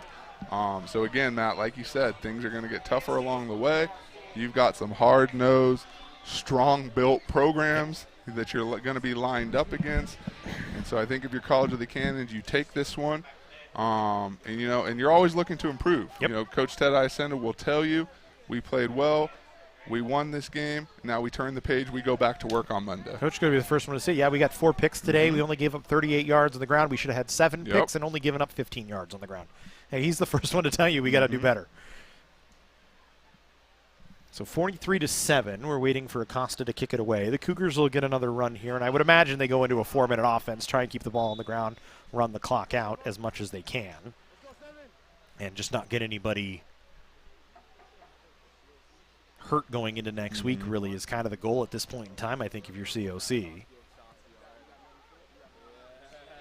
As Little's going to bring this one out from the 5-yard line, trying to make something happen. He had a big return last week, cuts it around a man, trying to get to the corner, still on his feet across the 30 to the 40-yard line, across midfield. It's actually Zion Slade. I thought it was Little's. It's actually Zion Slade. They switched sides, and Zion Slade with a big return back across midfield all the way to the 42-yard line. Zion Slade, again, showing that burst, showing that ability to change directions, shiftiness, get up the field. You know, that play will excite your teammate, get your sideline up and going. Imagine that, you know, a couple weeks from now against a, against a Fullerton, against a Palomar, against a Riverside, against anybody coming down the schedule. You have that type of special teams weapon that can be unleashed at any time. Put your team in business out across an opponent's territory, good things are going to happen. Dixon back to work on the offensive side. We'll hand off here on first down. Running and catching the corner was Ja'Kai Torres. Gets a nice chunky yardage. We'll call it 9. It'll bring second down and 1. And like you said, Matt, you're letting that play clock tick down. You're taking your time. Going up there, focused on executing, because that's always what you want to do. Play the game the right way, mistake-free, mistake and penalty-free. But again, the Cougars know what the result's going to be here. And I can tell already, eager to celebrate with this home crowd. You can see, actually, you might not be able to see it on your screen, but we can actually see the defense. Dan Corbett still talking, still coaching right now. The whole defense surrounding him right now, trying to tell him what they need to do going in forward, as they might get one more run. Torres with a first down. Clock will stop, and I think they'll wind it back up as soon as they get the chains set up and the ball set down, and that's indeed what they'll do. A couple more first downs for the Cougars, and can put the clock really to bed inside of 3 minutes and 40 seconds to go.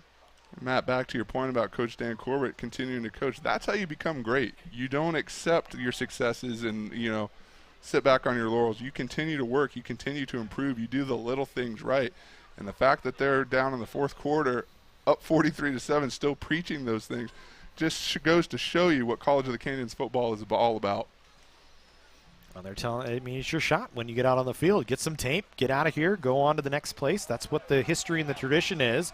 As a run here for the Cougars, Robin Virgilini with a nice little chunk picks up 10, and the clock will stop for a moment as they move the chains. So Virgilini with a nice carry. He had 5 carries for 17 yards last year. Gets a nice carry here. And you talk about the Cougars being deep at quarterback, deep at receiver, deep at running back. We talked about last week. 7 different guys carried the ball, or 6 different guys carried the ball last week. Same thing this week, and you actually add a couple extra guys in there as well. Yeah, again, a very talented team this year, and I know the Cougar coaching staff excited about that depth. More than anything, that's what you hear around the facility, is the depth and the athleticism. Here's Torres trying to break one off, still on his feet, and gets inside the 10-yard line for another Cougar first down. That was a heck of a run from Ja'Kai Torres that time. I thought he was going to find a way to stay up there, put his hand on the ground. Kind of got tripped up there at the end. I mean, Southwestern had that scouted, cut it right back up the left side of the field, right to an open area, and gets a big chunk. Again, these guys fighting for every inch, no matter the scenario. Gotta love it. Torres now the leading rusher in the ballgame for COC, 7 carries for 41 yards. All coming here in this fourth quarter. As he stays in there as the feature back, inside of a minute 50 to go. First and 10 from the 11-yard line. That's where they gave him the spot. They'll hand it to Torres. He'll stay on his feet. Gets tripped up, trying to dive for the end zone. Lost the football. I think they're going to say he was down, though, reaching out. And he is down right at the 1-yard line. Should be enough for a Cougar first down and make it first and goal. Again, you think he wants that one, Matt? Yeah, he's trying. He wants a big round 50 up there on the board. It looks like he might get one more crack at it here. But I mean, again, you got to imagine they let him finish it off at this point. I would sure hope so. I mean, some strong runs. That would be a nice exclamation point on the evening.